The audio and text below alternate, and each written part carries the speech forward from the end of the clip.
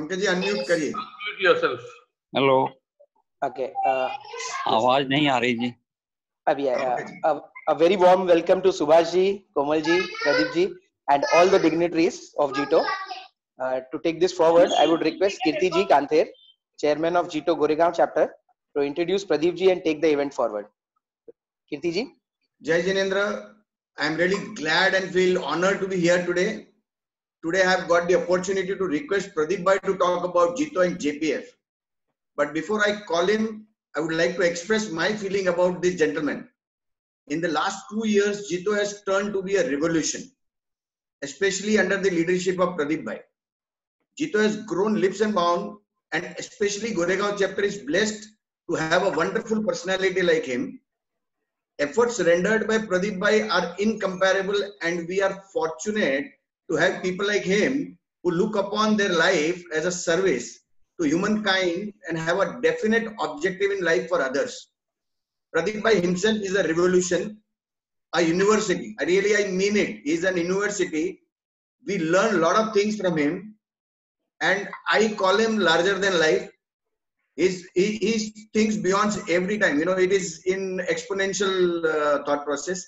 In last 3 months during the pandemic, I had an opportunity to discover lots of things while working with him during the distribution of ration kit, food packet, and Sadharmik Bhakti. He's not just an inspirational leader, he's also a true visionary and a very kind-hearted human being.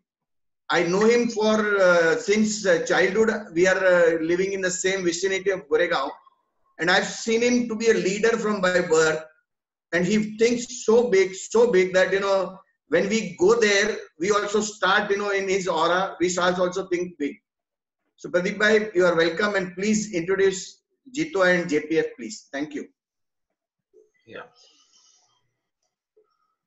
A very warm welcome to all, and Jai Jinendra. It gives me great pleasure to speak to you this morning.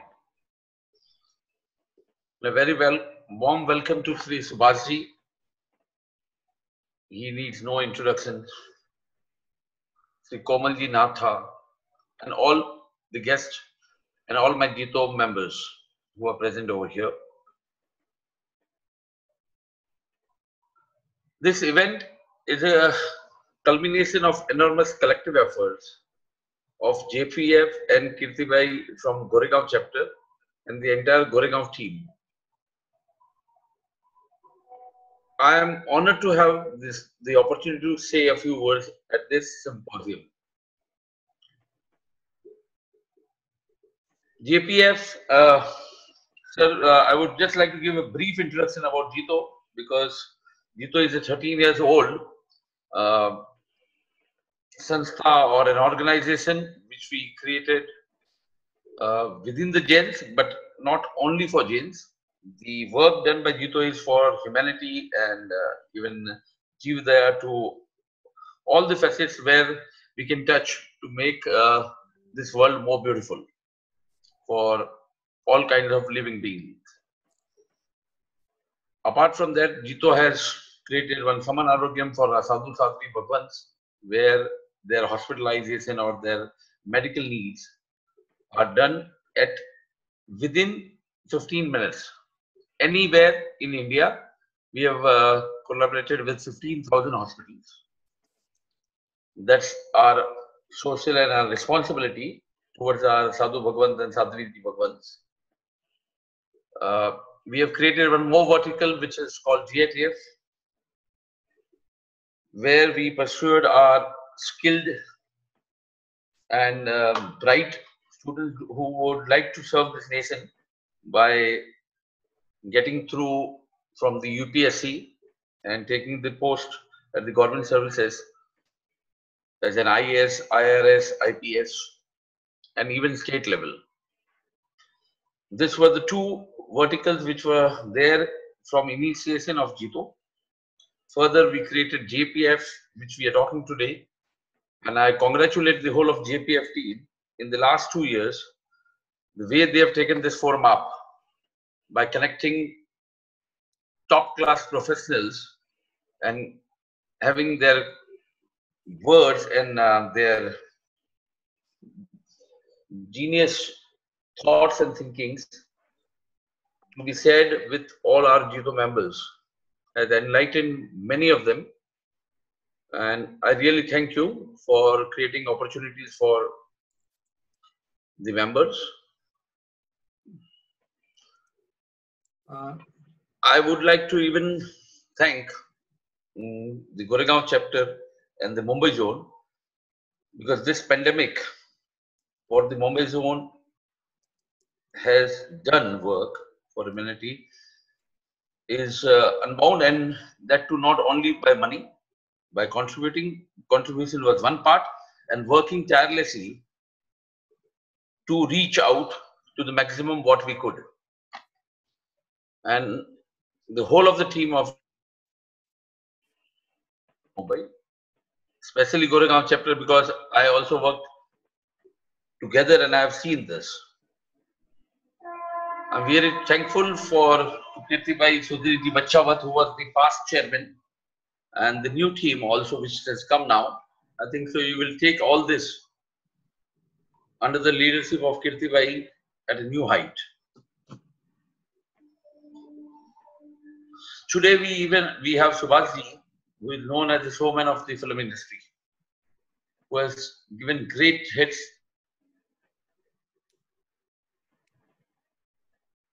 interaction with Komalji and expect to get great insights about the industry. Jito sir is working and will work for the betterment forever, and at Jito, all of us who are there, we have taken a vow and a promise to serve humanity in this country first, and we have some chapters, around 7 to 8 chapters abroad and 67 chapters in India, which covers pan-India. And in this pandemic, we have really, I as a chairman, I'm really proud, though we could not reach everybody and everything, but we tried our best. And I would like to tell all my fellow members to please keep on carrying this.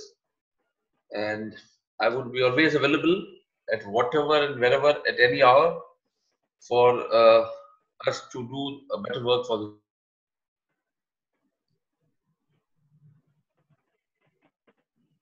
Thank you.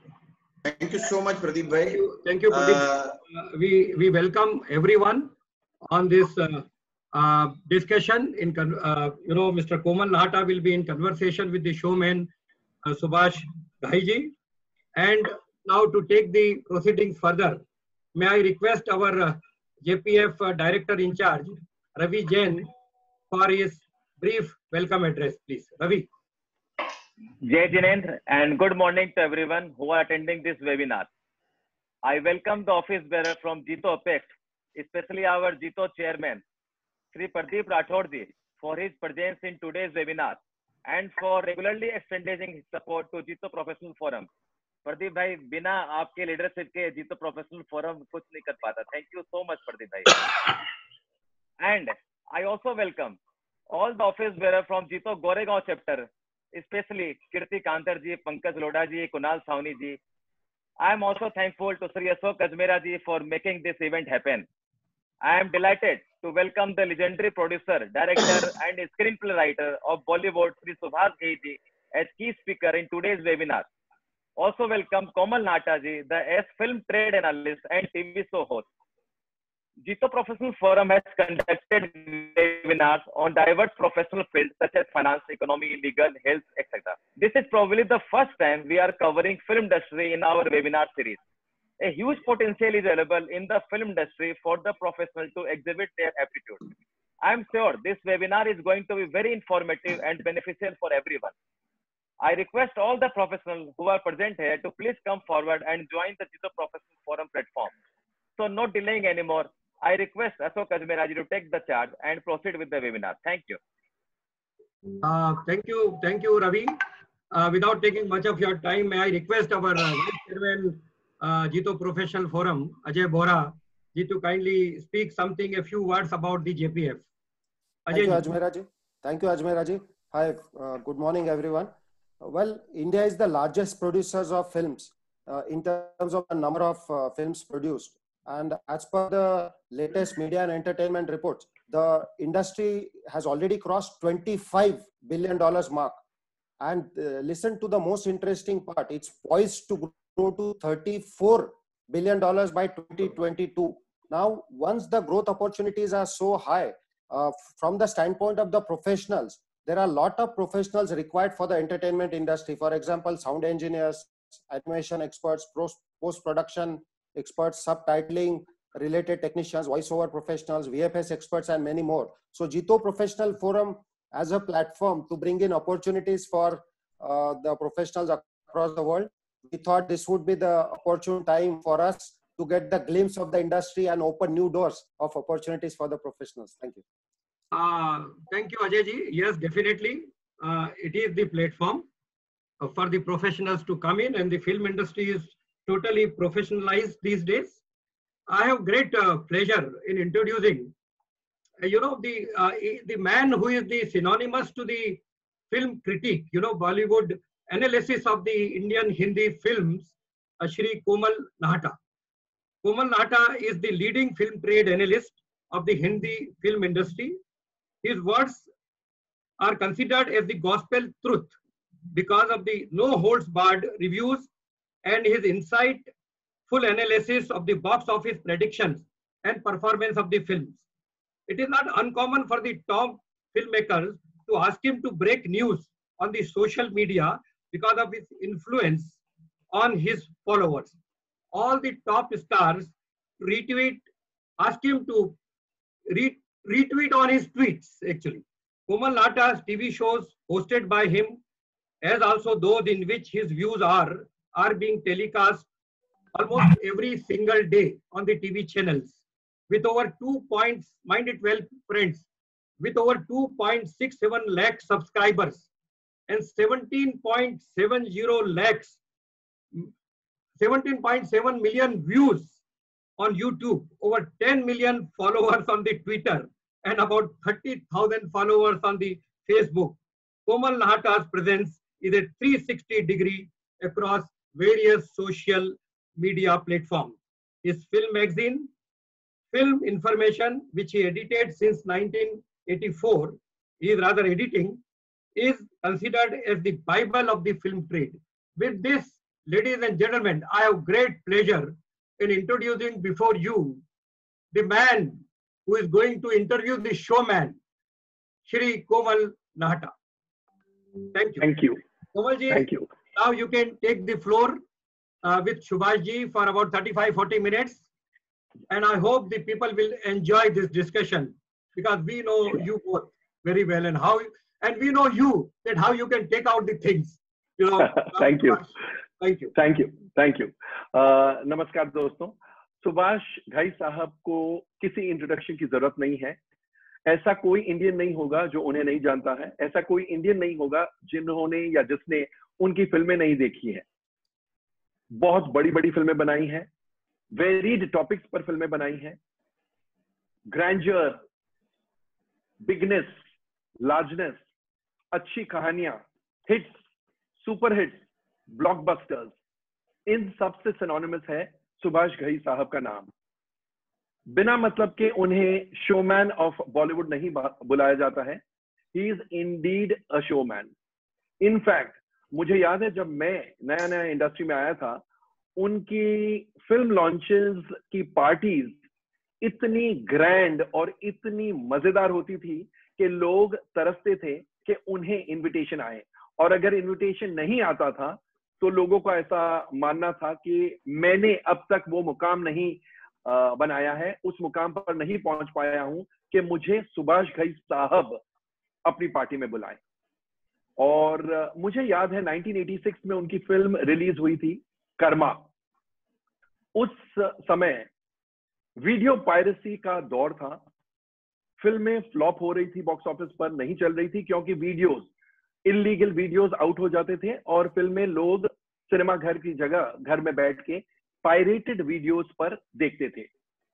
Subhash Ghai साहब ने कर्मा बनाई और बहुत अच्छी film थी। Content terrific था, इस वजह से तो चली, लेकिन उनके दिमाग की दाद देनी पड़ेगी, उनके सोच की दाद देनी पड़ेगी, क्योंकि उन्होंने इस फिल्म को पब्लिसाइज किया बिग स्क्रीन एंटरटेनमेंट। तो लोगों को साइकोलॉजिकली ये बात लोगों के दिमाग में बैठ गई कि ये फिल्म घर में नहीं देखी जा सकती है। उस फिल्म को पायरेसी ने मिनिमम अफेक्ट किया और एक्चुअली लोग बड़े पर्दे पर सिनेमा घर में उस फिल्म को देखने को दौड़े एंड वो फिल्म सुपरहिट हुई। इसका ये मतलब नहीं कि फिल्म में दम नहीं था, ऑफ कोर्स फिल्म में दम था, लेकिन इससे पहले दमदार फिल्में भी बॉक्स ऑफिस पर फ्लॉप हो रही थी because of video piracy. Subhash ji के एक लाइन ने बिग स्क्रीन एंटरटेनमेंट कर्मा उस वजह से इस फिल्म को भी हिट बना दिया। ऑफकोर्स उससे पहले उसके बाद में उन्होंने हिट्स और सुपर हिट्स और ब्लॉकबस्टर्स बनाई हैं, जैसे कि कालीचरण, विश्वनाथ, राम लखन, विधाता, ताल, परदेश, बहुत सारी फिल्में बनाई हैं। मैंने कर्मा का एग्जाम्पल इसलिए दिया क्योंकि उस दौर में उन्होंने पब्लिसाइज किया था कि बिग स्क्रीन एंटरटेनमेंट, और आज लॉकडाउन के दौर में हम स्मॉल स्क्रीन एंटरटेनमेंट के साथ रह गए हैं। यहां तक कि बड़े पर्दे के लिए बनी हुई फिल्में भी अब ओटीटी प्लेटफॉर्म्स पर स्ट्रीम हो रही है। तो इससे बेहतर पॉइंट नहीं हो सकता है कि मैं सुभाष जी को आमंत्रित करूं। Subhash ji, welcome to Jito Professional Forum, and can we begin our conversation? Subhash ji is there, but he has not switched on his video. Subhash ji, आपका वीडियो स्विच ऑन कीजिए। नमस्कार। Okay. Welcome you all. Good morning everyone. Subhash ji नमस्ते। नमस्कार। सुभाष जी और मेरा एक continuity है। मैं कहता हूं सुभाष जी नमस्ते, तो सुभाष जी कहते हैं हम सब समझते हैं। बोलो कोमल। सुभाष जी, आपने 1986 में बिग स्क्रीन एंटरटेनमेंट के हिसाब से कर्मा को प्रमोट किया था। अब 34 साल बाद हम छोटे पर्दे पर आ गए हैं। पिछले 4 महीनों से हम फिल्में भी, वेब सीरीज भी, टेलीविजन भी छोटे पर्दे पर कंज्यूम कर रहे हैं। सबसे पहले मुझे ये बताइए, अब जब लॉकडाउन लिफ्ट होगा, नॉर्मलसी रिटर्न होगी, फिल्म इंडस्ट्री में नॉर्मलसी वही रहेगी या न्यू नॉर्मल बनने जा रहा है?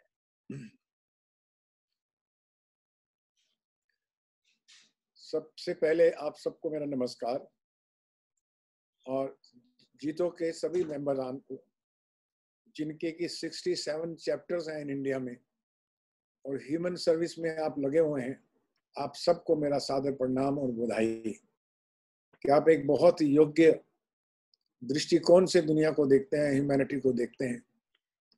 हम लोग फिल्में बनाते हैं, फिल्में लिखते हैं और उसमें सिर्फ ह्यूमन एक्सपीरियंस बताते हैं कि इंसानों का क्या एक्सपीरियंस है। अनुसार भारत देश है तो भारत देश पिछले 100 सालों में कैसे गुजरा है और 100 सालों में क्या क्या बदलाव आए हैं। सकते हैं कि हमारे दादा जो थे वो बैलगाड़ियों में जाते थे, या जो हमारे दादा थे, जो फादर थे, वो लोग मोटरसाइकिल तक ही सीमित थे या टांगा ही चलाते थे। पूर्वज लोग थे, पुराने राजा महाराजा, वो तो कवच पहन के, सोने का कवच पहन के घोड़ों पे युद्ध करते थे। क्या आप यकीन कर सकते हैं कि हम स्वयं भारतीय हैं, उन्हीं की संतान हैं, तो कितनी मुश्किलों, क्राइसिस से हम लोग गुजरे हैं, लेकिन हर क्राइसिस में भारतीय ने उसकी आध्यात्मिक शक्ति के कारण वो हर क्राइसिस को बदलता रहा है, हर क्राइसिस में अपनी एक अवसर निकलता रहा है। आपके पिताजी ने और आपके दादाजी ने जो भी मेहनत की, इतना बड़ा बिजनेस बनाया, आप उनकी कहानी अगर देखें तो उसके अंदर उनको कितनी चुनौतियां मिली होंगी, जिसकी वजह से आप भी बने, या आपने बने तो आपको कितनी चुनौतियां मिली होंगी। तो ये सब चुनौतियां हमारे पास आती हैं और हम उसको कितना स्मार्टली और किस तरह से ले जाते हैं, वो एक हमारा अपना मनोबल है। अभी जो लॉकडाउन में हुआ है, जो ये क्राइसिस आया है, इसका भी हल निकलेगा और बहुत जल्दी निकलेगा। ईश्वर की प्रकृति जो है वो आपको हमेशा आपका टेस्ट लेती रहती है कि बेटा आप बोल, आप क्या कर सकता है। और हर बार आप बोलते हैं मैं चांद पर आ सकता, बोले चांद पर तो जा सकता है, पहले धरती पे बैठ के तो दिखा। चांद में तो बाद में जाना, धरती पे पहले।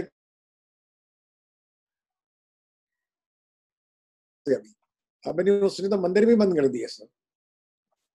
तो आप सोचिए कि ये समय भी एक बहुत बड़ा चुनौती है हम सब लोगों के लिए। कोमल नाहटा जी जो हैं, मैं उनका बहुत अच्छा वेल विशर हूँ और बहुत अच्छे दोस्त हैं हम। उसकी वजह है कि हमारी जो सिनेमा की भाषा शैली है बहुत मिलती है और मैं उनसे बहुत कुछ सीखता हूँ। क्योंकि जो क्रिटिक्स होते हैं वो भी आपके किसी ना किसी तरह से अध्यापक होते हैं, आपको एनलाइटन करते हैं कि ये चीजें आपके फिल्म में ठीक नहीं है और ये चीजें अच्छी हैं। जब कॉम्प्लीमेंट आता है तो कॉम्प्लीमेंट भी खूब बरसाते हैं, और जब पत्थर मारने होते हैं तो वो भी बरसाते हैं, लेकिन वो पत्थर जो है हमें एक शिक्षा देते हैं। मैं उसको पॉजिटिव तरीके से लेता हूँ। और कोमल जी की जो हमारी पूरी फिल्म इंडस्ट्री में ख्याति है, जो गुडविल है उनका, वो ये है कि वो जब अपनी कलम पकड़ते हैं किसी फिल्म को लिखने के लिए, तो अगर मोदी जी की फिल्म हो तो उसके भी खिलाफ लिख देंगे। उनका बेस्ट फ्रेंड हो, बेस्ट ब्रदर हो, सुभाष घई हो, कोई भी हो, तब वो किसी के नहीं सुनते। और इसीलिए वो इतने प्रसिद्ध हैं। आज से नहीं 30 साल से हमारी फिल्म इंडस्ट्री में हर प्रोड्यूसर डायरेक्टर, इनकी जो मैगजीन निकलती है फिल्म फॉर्मेशन, उसको हम बिल्कुल बाइबल की तरह हर हफ्ते पढ़ते हैं। सब लोग, सब स्टार्स, सब डायरेक्टर्स, सब प्रोड्यूसर्स, कि इन्होंने इस फिल्म का क्या रिव्यू दिया है। क्योंकि इनकी जानकारी जो फिल्मों के बिजनेस की है वो ऑडियंस से ताल्लुक रखती है। इनका हमेशा जो क्रिटिक्स व्यू होता है वो ये होता है कि पब्लिक के पॉइंट ऑफ व्यू से ये पिक्चर कैसे जाएगी। फिल्म मेकर ने जो बनाई, बाकी लोग तो फिल्म मेकर के पीछे पड़ जाते हैं, है ना, उसी की कहानियां लिखते हैं। लेकिन इनके जो क्रिटिक्स में एक अच्छी, सबसे अच्छी चीज है एनालिसिस में, कि भाई ये कहाँ कहाँ धंधा अच्छा करेगी, बंगाल में करेगी, साउथ में चलेगी, नॉर्थ में नहीं चलेगी, इधर चलेगी, इसकी क्या भाषा है, क्या शैली है, ये कहाँ मार खा गई और कहाँ ये बढ़ गई। तो मैं समझता हूँ कि कोमल नाहटा जैसे बहुत कम क्रिटिक्स हैं हमारी एंटरटेनमेंट एंड मूवी इंडस्ट्री के अंदर, जो कि एक तो सत्य बोलते हैं, सच के सिवा कुछ नहीं बोलते। जहाँ जब लिखते हैं, वैसे तो बहुत झूठ बोलते हैं, जैसे हम सब लोग बोलते हैं, जरूरत पड़ती है तो वो भी बोलते हैं। लेकिन ये जो क्वालिटी है, मैं उनकी बहुत इज्जत करता हूं। इन्होंने मेरी फिल्मों की भी बहुत जम के तारीफ की है।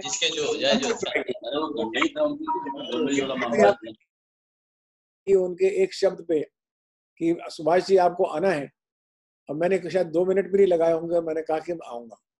और जब उन्होंने बताया कि जीतो एक ऐसी ऑर्गेनाइजेशन है और इनके ये गोरेगांव चैप्टर में है और ये भले लोग हैं, तो मैंने बोला अच्छा, मैं तो अभी विद्यार्थी हूँ, वो तो सब सीनियर लोग हैं, उनके सामने मैं क्या बात कर सकता हूँ।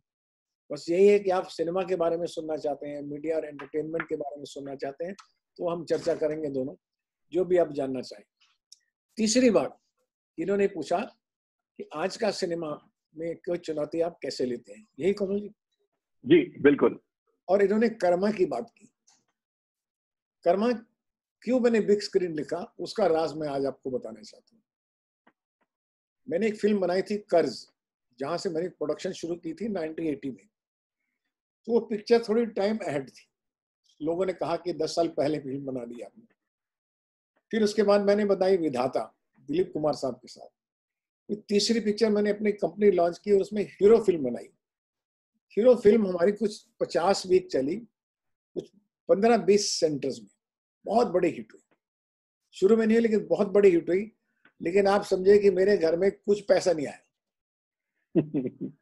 कोई पैसा मिला ही नहीं हमको। जितने डिस्ट्रीब्यूटर्स थे हमारे, जितने थिएटर्स वाले थे, वो सब एक तो कैश धंधा करते थे, है ना, अकाउंट तो पर्ची तो आना बड़ा मुश्किल होता था। 80s की बात कर रहा हूँ। और उसके बाद क्या हुआ कि जो पायरेसी इतनी जोर से थी कि जगह जगह पार्लर खुल गए थे। तो हमारी बड़ी फिल्म जितनी मर्जी आपने बनाई हो, कितना खर्चा किया हो, इतनी मेहनत की हो, और आपको सब छोटी सी बार्बर की दुकान में वो दिखा रहे हैं पार्लर खोल के, और वो अपना पैसा कमा रहा है, उसका कोई हिसाब किताब नहीं। तो सिनेमा, हमारा थिएटर जो थे वो डूब रहे थे, बहुत नुकसान में जा रहे थे। तो मुझे अभी तक याद है कि जब फिर मैंने सोचा कि मैं अगर जो कर्मा फिल्म बनाऊंगा तो इसको मैं इतने बड़े स्केल में बनाता हूं कि लोगों को याद दिलाना बहुत जरूरी है कि स्केल भी एक चीज होती है। ताजमहल को आप एक दरवाजे के छेद से भी देख सकते हैं, किसी कमरे की, लेकिन ताजमहल नहीं देख सकते। आप ताजमहल की पिक्चर देख सकते हैं, वीडियो देख सकते हैं, पर ताजमहल नहीं देख सकते, वहां तो जाना ही पड़ेगा। और सिनेमा का प्रभाव ऐसा होता है कि आप उस एम्बियंस को हॉल में ले आते हैं। अगर वो कश्मीर है या स्विट्जरलैंड है तो आपको लगता है कि आप वहां बैठे, उसकी साउंड से, उसके बिग स्क्रीन के, इसे लार्जर देन लाइफ। और टीवी स्क्रीन तो आपसे छोटी है, आप उनके पिताजी हैं स्क्रीन के, लेकिन बड़ी स्क्रीन आपके पिताजी हैं। आप ऊपर ऐसे देखते हैं, बच्चों की तरह देखते हैं। एक कलेक्टिव फेस्टिविटी है, एक समूह है। जैसे कि हम शादियों में जाते हैं, घर में तो रोज मिल लेते हैं, लेकिन शादियों में एक स्पेशल मिलना होता है। तो सिनेमा का एक अपना ही प्रभाव है। तो वो प्रभाव जो है वो चला गया, क्योंकि लोग पार्लर में देख रहे थे।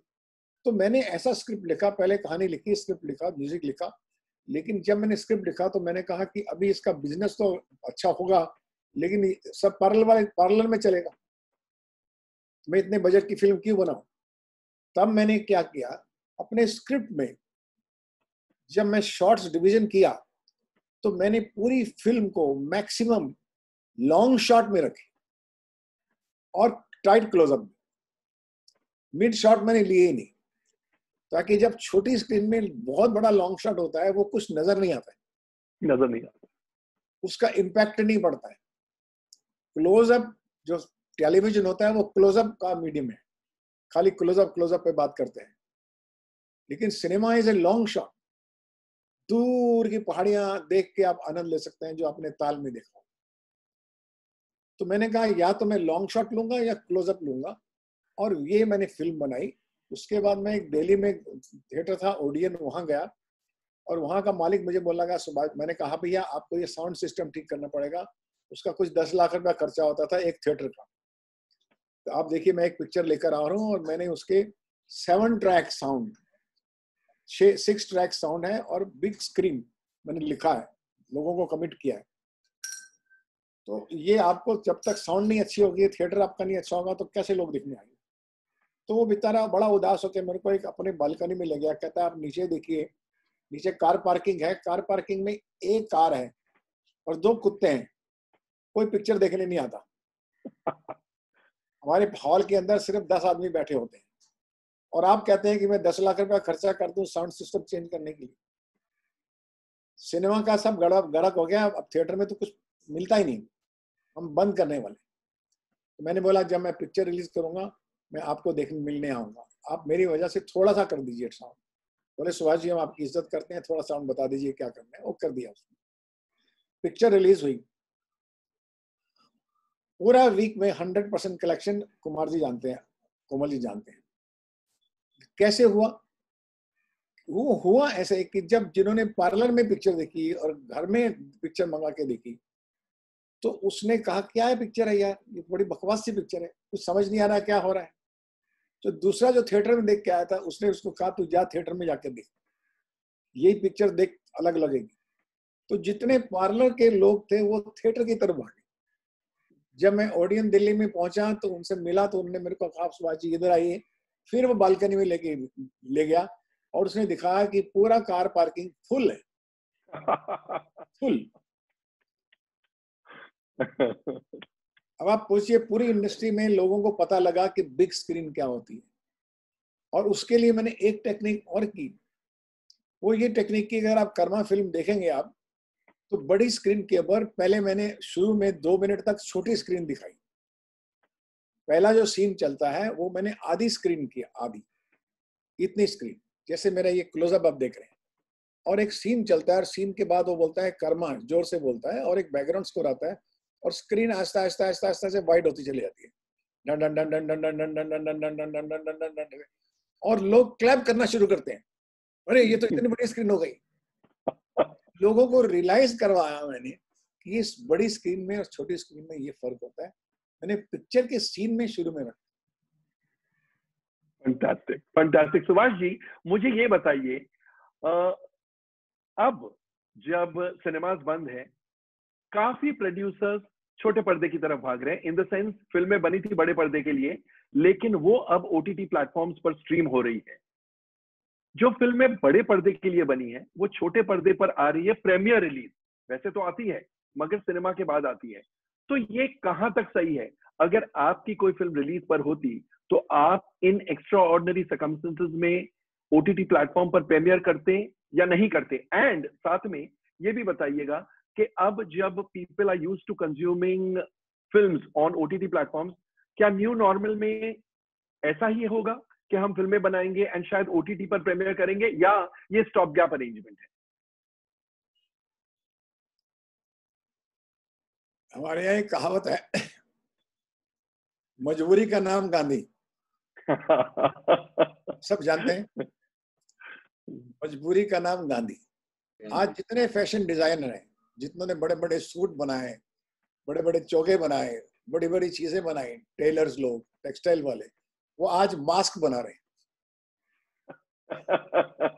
मास्क बना रहे हैं। yes.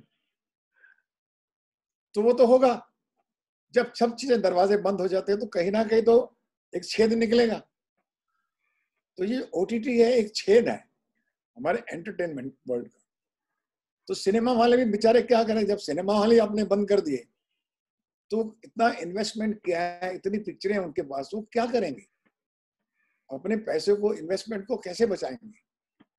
तो अब ये वो इस छेद की तरफ जा रहे हैं, जो छोटी स्क्रीन पर सही भैया कुछ तो पैसा दे दो। ये कोई शौक से नहीं जा रहे हैं। आप उनको कहिए आज थिएटर खुल जाएंगे, आप क्या प्रेफर करेंगे? वो थिएटर की तरफ फिर भागेंगे। तो ये मजबूरी का नाम गांधी, ये इस वक्त समस्या ऐसे चल रही है। ये कोई बहुत बड़ा इश्यू नहीं है कि लोगों का टेस्ट चेंज हो गया है। नहीं, लोग फिर भी रेस्टोरेंट जाएंगे खाना खाने, लोग फिर सिनेमा हॉल में जाएंगे सिनेमा देखने के लिए, लोग फिर शादियों में जाएंगे, लोग फिर कॉन्फ्रेंस हॉल में ही करेंगे, जूम में नहीं करेंगे। क्योंकि उसमें लंच करते हैं, कॉन्फ्रेंस जब हॉल में आपकी कंपनी का होता है, लोग एक दूसरे को मिलते हैं, अच्छे अच्छे कपड़े पहनते हैं, पर्सनल बातें करती हैं। यहाँ पर जूम में बैठे हैं, ऐसा लगा बस एक ही आदमी बोल रहा है, बाकी तो किसी से मिल नहीं रहा। आप देख रहे हैं।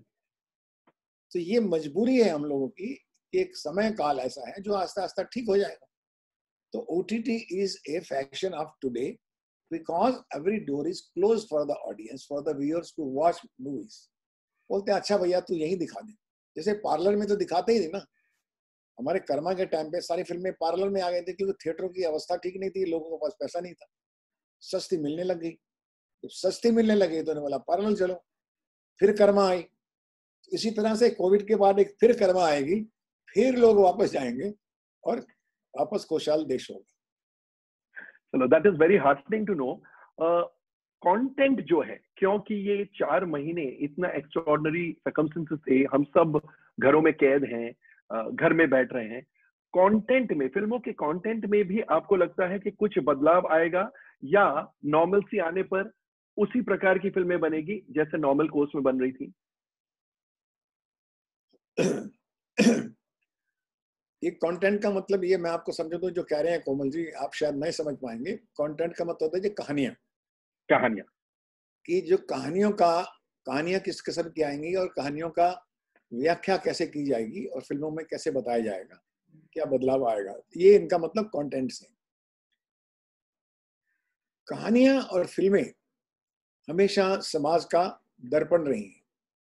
1940 की जो कहानियां थी वो 1940 में फिल्में बनती थी, 60 में 60 की बनती थी, 1980s में 90s की बनती थी। 2020 की फिल्में जो है 20,000 के जो यंगस्टर आज बिहेव करते हैं वैसी कहानियां, क्योंकि आप अपनी कहानियां देखने जाते हैं, अपने लोगों की, तो अपने लोग की अपनी जनरेशन की कहानियां देखना चाहते हैं। फिर आपकी जनरेशन की कहानी होती है, एक उसमें एक बुढ़ा होता है 30 साल बड़ा, 40 साल बड़ा, और एक छोटा 30 साल छोटा बच्चा होता है। तो ये 3 जनरेशन की कहानियां हमेशा हर 20 साल 25 साल के बाद जैसे समाज बदलता है, उसकी वैल्यूज बढ़ती बदलती हैं, उसकी टेक्नोलॉजी बढ़ती है, उसकी समझ बढ़ती है, उसी तरह से कहानियां भी बदलती हैं। लेकिन बेसिक कहानियां इंसान की होती हैं।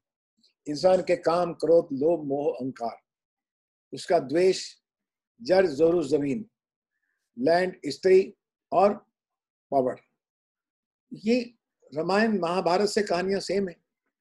हमारे जितने शास्त्र हैं उनकी वही कहानियां हम लोग वापस उसको हम रीमोल्ड करके, रीचर्न करके, नए तरीके से आज की जनरेशन में मोल्ड करके हम बताते हैं। अगर एक फिल्म बनी थी 1960 में, उसका नाम मदर इंडिया था। एक माँ है, उसके 2 बेटे हैं, एक अच्छा बेटा है, एक बुरा बेटा है। उसको बुरा बेटा ज्यादा पसंद आता है, लेकिन बुरा बेटा एंड में फंस जाता है। उसी तरह से उसकी फिल्म बनी 20-30 साल के बाद, दीवार। एक माँ है, उसके 2 बेटे हैं, एक अच्छा बेटा है, एक बुरा बेटा है। बुरा बेटा उसको पसंद आता है, आखिर में बुरा बेटा फंस जाता है। उसके बाद 30 साल बाद फिल्म बनी राम लखन। एक माँ है, उसके 2 बेटे हैं, एक अच्छा है। तो ये एक कहानी 3 बार बनी और तीनों बार हिट हुई। अब देख, ये कोमल जी को भी मालूम नहीं होगा शायद। नहीं मालूम था। लेकिन आप लोगों ने तो हम लोग अभी 2020 के अंदर जो बनाएंगे, आज जो से 2 भाई आपस में बिहेव करते हैं, क्या आज 2 भाई जो यंगस्टर हैं 25-30 साल के, जिनको बाप की प्रॉपर्टी के ऊपर ज्यादा स्वार्थ है, वो आज अपने भाई को एज ए पार्टनर देखता है, एज ए भाई नहीं देखता। आज के समय में आपके अगर 2 बेटे हैं तो दोनों बेटे अपनी कंपनी में अपने हिस्से की बात करते हैं। अगर नहीं करते तो उनका मन उस हिस्से की बात कर रहा है, और लड़ाई करनी हो तो कर लेंगे। उस समय का जो दादाजी ने कहा, जो बाबूजी ने घर में कहा, वही होगा। इसमें बाबूजी नहीं, अभी तो डेमोक्रेटिक लोकतंत्र ने बहुत ज्यादा व्यापक रूप ले लिया है, घरों में भी ले लिया है। कॉन्स्टिट्यूशन में तो छोड़ दीजिए। अभी ये सोसाइटी आस्ता आस्ता इंडिविजुअल सोसाइटी, न्यूक्लियर सोसाइटी होने वाली। तो उसी तरह की फिल्में बनेगी, नैरेटिव भी वैसे होगा जैसे हम बात करने का जो तरीका है। आज गुड मॉर्निंग को आप GM लिखते हैं, 5 दिन का जो है IPL में होता है। हर चीज शॉर्टन होती जा रही है, अटेंशन स्पैन छोटा है, साउंड की स्पीड बहुत फास्ट है, एडिटिंग की स्पीड, देखने की स्पीड, अरे जल्दी जल्दी काम करो। आज टेक्नोलॉजी ने सब कुछ आसान कर दिया है, टक टक टक टक टक टक करके सब हो सकता है। आप सोचिए, अगर जीतो को ये सभा रखनी पड़ती तो कितनी गाड़ियां बाहर खड़ी होती, कितनों का पेट्रोल जाता, और कितना आपको खाना खिलाना पड़ता उन लोगों। लेकिन आप घर बैठे ही सब अपने अपने घर बैठे हैं और हम बातें कर रहे हैं। तो जमाना बदला है और फिर बदलेगा। सुभाष जी, बहुत लॉसेस हुए हैं हर बिजनेस में, हर क्षेत्र में लॉसेस हुए हैं इस लॉकडाउन पीरियड में। फिल्म इंडस्ट्री में ऐसी बातें हो रही हैं कि जब वापस इंडस्ट्री रीओपन होगी, सिनेमाज रीओपन होंगे, प्रोडक्शन शुरू हो जाएगा। प्रोडक्शन धीरे धीरे शुरू हो रहा है, लेकिन पूरे तरीके से शुरू हो जाएगा। क्योंकि इतने लॉसेस हो चुके हैं, इसलिए सबको पे कट लेने पड़ेंगे, सबको अपनी अपनी कमाई में एक कंसेशन देना पड़ेगा। यहाँ तक कि बड़े स्टार्स को भी, जो हमारे दर्शक हैं उन्हें शायद नहीं पता, बड़े बड़े स्टार्स 40, 50, 60, 70 करोड़ एक एक फिल्म में कमाते हैं। क्या आपके हिसाब से नॉर्मल सी रिटर्न होने के बाद, लॉकडाउन लिफ्ट होने के बाद, स्टार्स को भी अपनी रेम्यूनरेशन में कट लेना पड़ेगा, या खाली ये बोलने वाली बातें हैं, स्टार्स कभी अपनी कीमतें कम नहीं करेंगे? किसी भी चीज की प्राइस कब बढ़ती है? जब उसका ग्राहक होता है। ग्राहक प्राइस डिसाइड करता है, मेरे को नहीं चाहिए, नहीं चाहिए। वो अगर अपनी प्राइस पे अटकता रहता है स्टार, अगर मुझे नहीं वापरता है, मुझे बिजनेस में नहीं बैठता है, तो मैं नहीं लूंगा उसको। वो घर बैठ जाएगा, फिर अपने आप आस्ता आस्ता प्राइस कब करते हैं। किसी को इमोशनल या मॉरल तरीके से आप उसको जीत नहीं सकते। हालांकि ये पहली बार हुआ है मेरे जीवन में कि जहां पर ये कोविड आने की वजह से हर एम्प्लॉय ने, हर पार्टनर ने अपनी कम पगार को स्वीकार किया। यानी अगर आपने स्टाफ को भी बोला है कि भैया आप प्राइस जो है 30% कम मिलेगी, हर कंपनी में भी आप देखेंगे सब लोगों ने कहा है कि नहीं, ये समय है, सब पे विपत्ति का समय है, बिजनेसमैन से लेके एम्प्लॉय से लेके सबके ऊपर कष्ट है, तो सबने किया है इमोशनली। ये हमारे भारतीय की एक बहुत बड़ी क्वालिटी भी है और स्टार्स भी हमारे हमारे ही बच्चे हैं, हमारे ही भारतीय हैं, तो 100% करेंगे, दया करके नहीं, मजबूरी करके भी और मॉरल करके भी। और बिजनेस का मॉडल भी ऐसा बनेगा, बिजनेस मॉडल चेंज होंगे कोमल, आप देख लेना। अभी ये होगा पार्टनरशिप में होगा, और क्या, चलो 100 रुपए की चीज बनाते हैं, 15 तेरे, 15 इसके, 25 उसके, 30 तेरे, परसेंटेज रख लेते हैं। पहले तो क्या होगा था, पावरिंग इतनी ज्यादा कर दी थी आप लोगों ने, कोमल नाटा ने, उनको इतना बड़ा सुपरस्टार बनाया था कि ये भी चाहिए, ये भी चाहिए और ये भी चाहिए, तू पजामा पहन के घूम, सारा सूट मिला है, तेरा पजामा बचा दिया मैंने, काफी है, जा। तो star had taken the whole lion share, and that if you say, Mukta arts ने हमने 42 फिल्में बनाई हैं जी, मैंने 20 फिल्में डायरेक्ट की है। मैंने 5 साल से फिल्म क्यों नहीं बनाई, उसकी वजह ये है कि मैं ये देख ही नहीं सकता कि मेरे टेक्नीशियंस को हैं ना पैसा मिले, जिन्होंने लिखी है फिल्में, जो डायरेक्ट कर रहा है, और सारा स्टार्स पैसा ले जाए, मतलब क्या है। तो ये water finds its own luck, ऐसा होता है।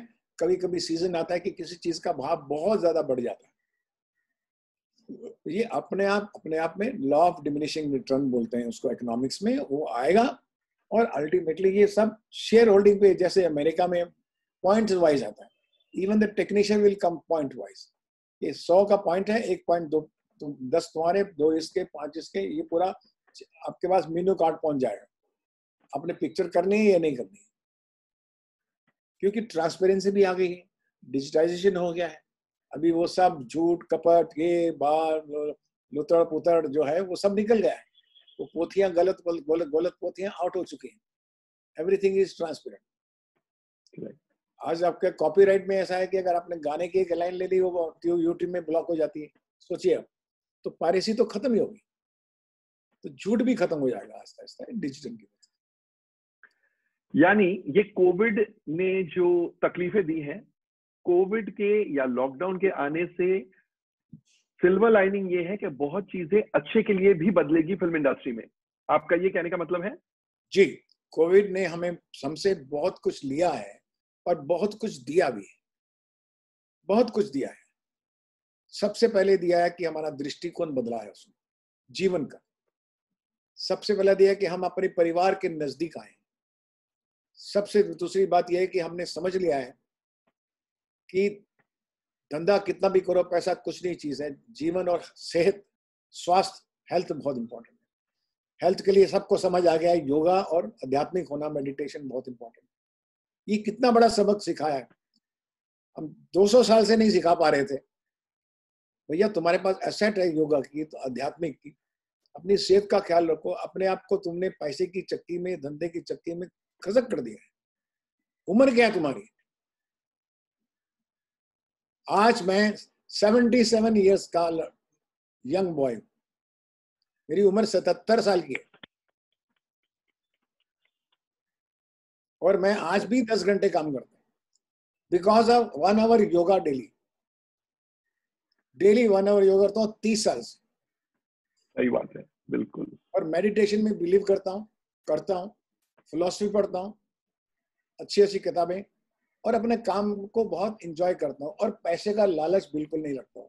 पैसा आता है, हमारी माँ ने पहले से समझा दिया था जवानी में, लक्ष्मी बड़ी चंचल होती है बेटा, इसके पीछे भागोगे तो नहीं मिलेगी, इससे भागोगे तो पीछे पीछे आएगी। लेकिन हम समझे नहीं, हम इसी के पीछे भागते रहे और अपनी सेहत, चेहरा सब खत्म कर लिया। ये इम्पोर्टेंट है, ये सब लोग जानते हैं, ये बैठे हुए तो बड़े बड़े सब महारथी है, वरिष्ठ लोग हैं, एक्सपीरियंस चाहिए। सुभाष जी, जब आप कहानियां लिखेंगे नए दौर की लॉकडाउन के बाद, अब 2020 वाला ईयर दिखाने लायक नहीं रहेगा। क्यों? कि अगर आपकी कहानी एक कॉमेडी है या एक सोशल ड्रामा है, फैमिली ड्रामा है, 2020 अगर लोगों को पता चला एंड नॉर्मल चीजें दिखा दी, तो लोग आजकल इतने होशियार है, बोलेंगे अरे ये कैसी कहानी बना दी। तो ये 2020 जो है वो आपको ब्लॉक करना पड़ेगा कहानियों में से, या फिर ऐसी कहानी लिखनी पड़ेगी जहां पर लोगों को बिल्कुल एहसास नहीं हो कि ये 2020 दिखा रहे हैं। उसका ख्याल रखना पड़ेगा। जो कहानियां लिखने वाले हैं उनको बहुत ज्यादा ख्याल रखना पड़ेगा इस बात का। मैं ये समझता हूं, अगर आपको याद हो कि 1945 में सेकेंड वर्ल्ड वॉर हुआ था, तो 1947 से लेकर 1950-60 तक 15 साल तक बहुत वॉर फिल्म बनी थी। और वॉर फिल्म का इतना, पूरे हॉलीवुड के अंदर सिर्फ वॉर फिल्म, तो हर तीसरी फिल्म वॉर फिल्म थी, कि उस वॉर फिल्म के अंदर बहुत कहानियां थी। किसी जनरल की कहानी, किसी सैनिक की कहानी, किसी घर की कहानी, किसी के प्यार की कहानी। इसी तरह से 220 जो है, 2020 एक नया चैप्टर खुला है, नया युग खुला है कहानीकारों के लिए, जो ये 2020 का सहारा लेके आगे आपके 15 साल आपको तैयार करते हैं नई कहानियों के साथ, कि 2020 के टाइटल आएंगे ये कैसे लिखा गया। मजदूर, 4 मजदूर जब वापस गए कोरोना के टाइम, उसमें से 4 मजदूर किसी घर में घुस गए, और उस घर बहुत अमीर था, उनको नौकर चाहिए थे, नौकर बन के आस्ता आस्ता वहां से चोरी करके भाग गए। वो कॉमेडी आ गई। किसी की ट्रेजेडी हो गई, लॉस्ट एंड फाउंड, किसी का बच्चा खो गया, वो बड़े होके बाद में मिला। तो 2020 की जो ट्रेजेडी है, इसके अंदर मैं आपको कहता हूं कि 200 कहानियां तो मैं आज आपको सुना सकता हूं। 200 फिल्में बनेगी 2022 के बाद 2030 तक। आप मुझसे लिखवा लीजिए, कोविड की ही बैकग्राउंड होगी, क्योंकि अभी पार्टीशन की बैकग्राउंड नहीं हिंदुस्तान की पार्टी, अभी बम ब्लास्ट की भी नहीं है 1991 की, अभी कम्युनल राइट्स की भी नहीं है, कि इंसान कैसे फंसा। इससे बड़ी खूबसूरत कहां, सारे इमोशन इसी में है, मोह के, अहंकार के, लोभ के, सब 9 इमोशन इसके अंदर हैं। Very nice. एक नया जीवन होगा, परिवर्तन आएगा, लोगों के जीवन में परिवर्तन आएगा, लोगों को सिंप्लिसिटी में ज्यादा बिलीव होगा, एक आध्यात्मिकता में ज्यादा बिलीव होगा।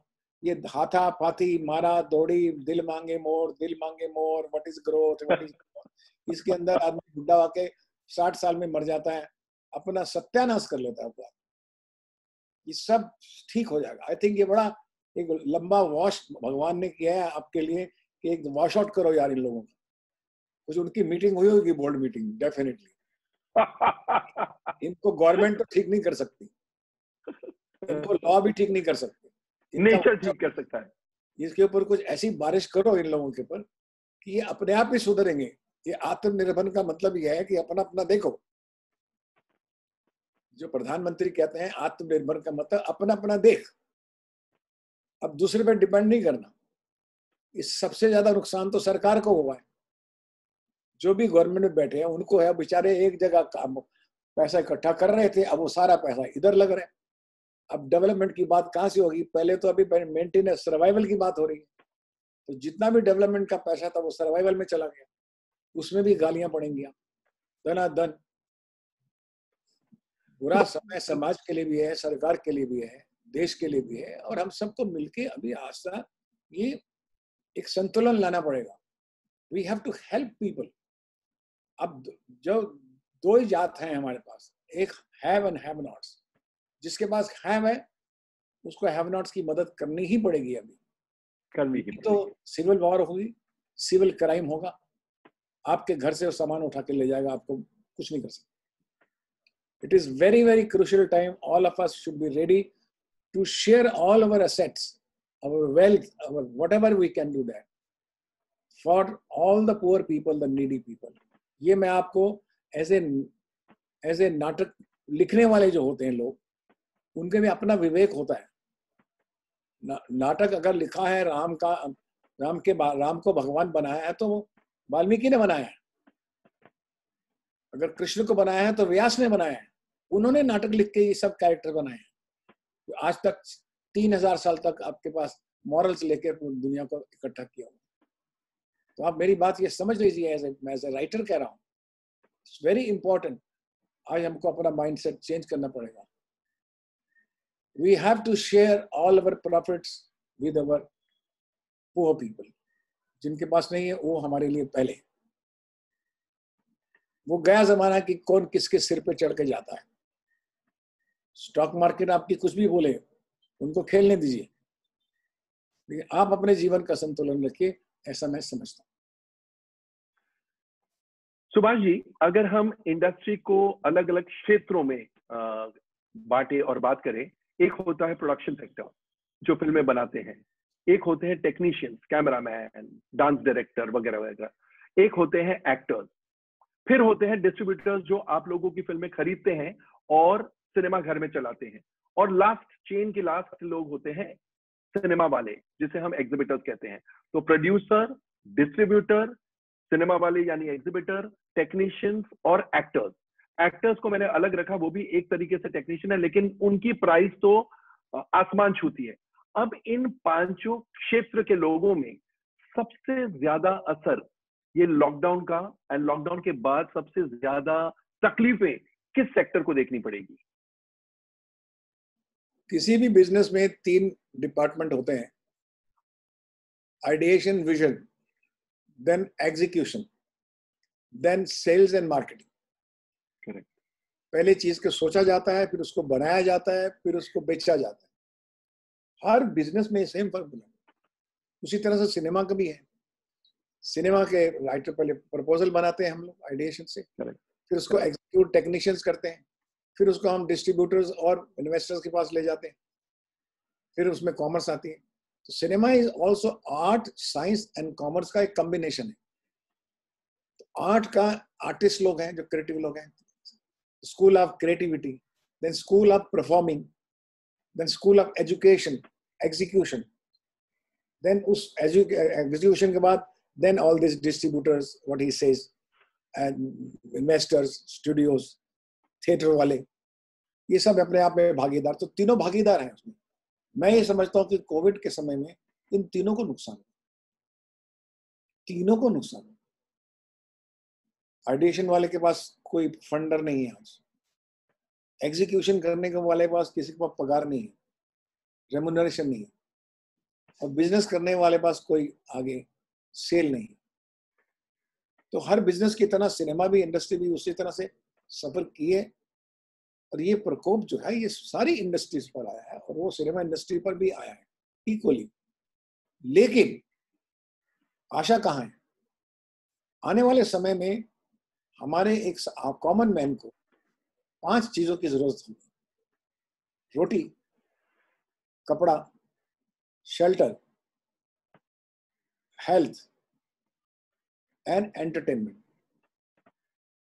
जब तक उसके दुखों का निवारण नहीं होगा, कोई चीज हंसने को, स्माइल करने को तो मिले मेरे बाप, ये उसकी हेल्थ के बाद फ्रस्ट्रेशन ये होगी। और एंटरटेनमेंट इंडस्ट्री जो है वो ग्रो करेगी। बाकी सब चीजों के अंदर वो कंजूस हो सकता है, ये 4 चीजें तो उसके लिए चाहिए। इसीलिए टेलीविजन होगा या डिजिटल होगा या OTT होगा या सिनेमा हॉल होगा, थिएटर होंगे, स्पोर्ट्स होगा, ये चीजें रहेंगी और बढ़ेंगी। सुभाष जी, आपने जो कहा वो बात बिल्कुल सही है, सत्य है। लेकिन एक और चीज, अब जो गरीबी इतनी है, बहुत लाखों लोगों के जॉब्स चले गए हैं, लाखों बिजनेसेस की रीढ़ की हड्डी टूट गई है, वो शायद वापस खड़े भी नहीं हो पाए। ऐसे में जब पैसों की कमी सबको महसूस हो रही है, सबकी डिस्पोजेबल इनकम कम हो चुकी है, एंटरटेनमेंट पूरे प्रायोरिटी लिस्ट में शायद लास्ट है। क्योंकि पहले आदमी खाने की सोचेगा, पीने की सोचेगा, उसके वेलबींग की, हेल्थ की। एंटरटेनमेंट तो सबसे लास्ट आता है, बिकॉज एंटरटेनमेंट बिना भी जिंदगी बसर हो सकती है। तो फिर ऐसे में एंटरटेनमेंट का बोलबाला कम होने का डर है या नहीं है? लॉन्ग टर्म में ऑफ कोर्स एंटरटेनमेंट की जरूरत है, लेकिन शॉर्ट टर्म में क्या खतरा है फिल्म इंडस्ट्री को, एंटरटेनमेंट इंडस्ट्री को? नहीं, मैंने आपको पहले कहा 5, बिल्कुल 5 में से लास्ट है, यू आर राइट। लेकिन 5 के बाद छठा क्या है? फैशन, बड़ी कारें, बड़ी गाड़ियां, बड़ी बंगले नहीं।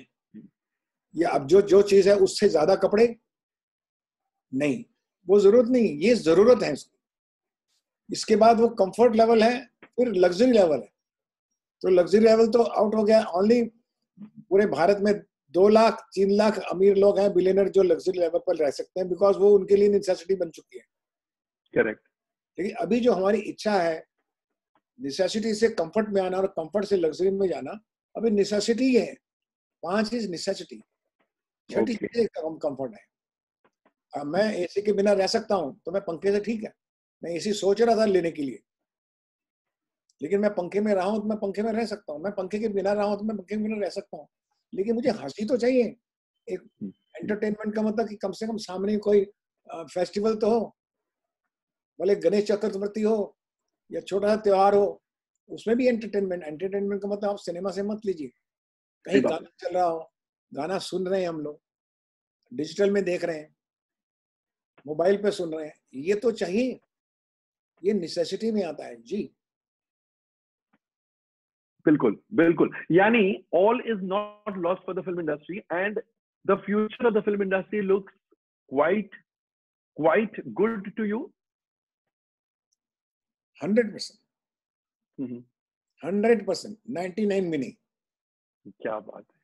क्योंकि तो फिर हाँ सॉरी, यह है कि जब जख्मी लोगों आप ज्यादा देखते हैं तो आपको लगता है कि पूरा हिंदुस्तान जख्मी होने वाला है। कोविड में जितने गए तो पूरा हिंदुस्तान कोविड में आने वाला है, नहीं होता है। ये है कि ज्यादा हुआ है, डेंट हुआ है, लोग मरने वाले नहीं है, वो फिर वापस आ जाएंगे, फिर जिंदा होंगे, और लेकिन उसके बिजनेस मॉडल चेंज होगा। जैसे आपने कहा ना कि लग्जरियस लेवल के ऊपर एक बात वो चली गई थी, एक ऑफशूट सा हो गया था कुछ।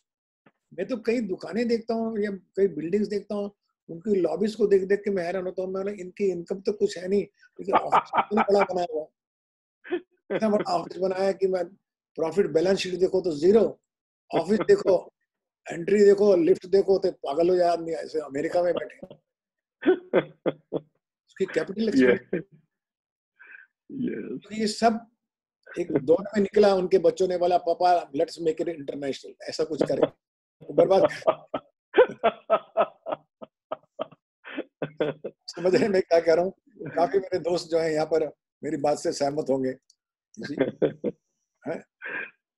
सुभाष जी, एक और बात, जो लॉकडाउन में पिछले 1 महीने में हमारे प्रिय सुशांत सिंह राजपूत के सुइसाइड के बाद बॉलीवुड की जो बदनामी हो रही है, ऐसे पिक्चर पेश किया जा रहा है।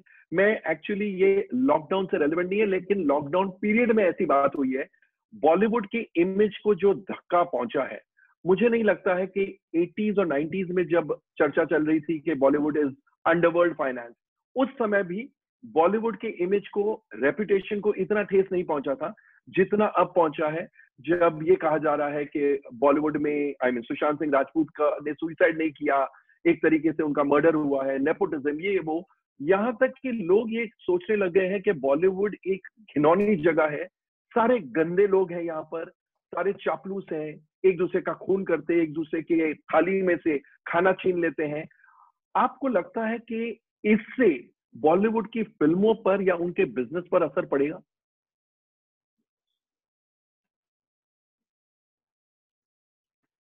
मुझे एक बात बताइए कि अभी हमारे सामने जीटो के सब वरिष्ठ सदस्य, सामाजिक वरिष्ठ सदस्य, ये समाज के लोग हैं, esteem members of society. Bollywood कब बदनाम नहीं था? लेकिन अभी बॉलीवुड के बारे में बदनाम, ये कहाँ उनको मंदिर समझते थे बॉलीवुड? मुझे एक बात आती है, कोई है इसमें से जो बॉलीवुड को बड़ा रिस्पेक्ट देता हो कि बहुत बड़ा मंदिर है ये एक नाटक शास्त्र के लोग हैं, dance, drama, music, painting artist लोग हैं बेचारे, अपने अपने नाटक दिखाते हैं, प्रदर्शन करते हैं, ठीक है।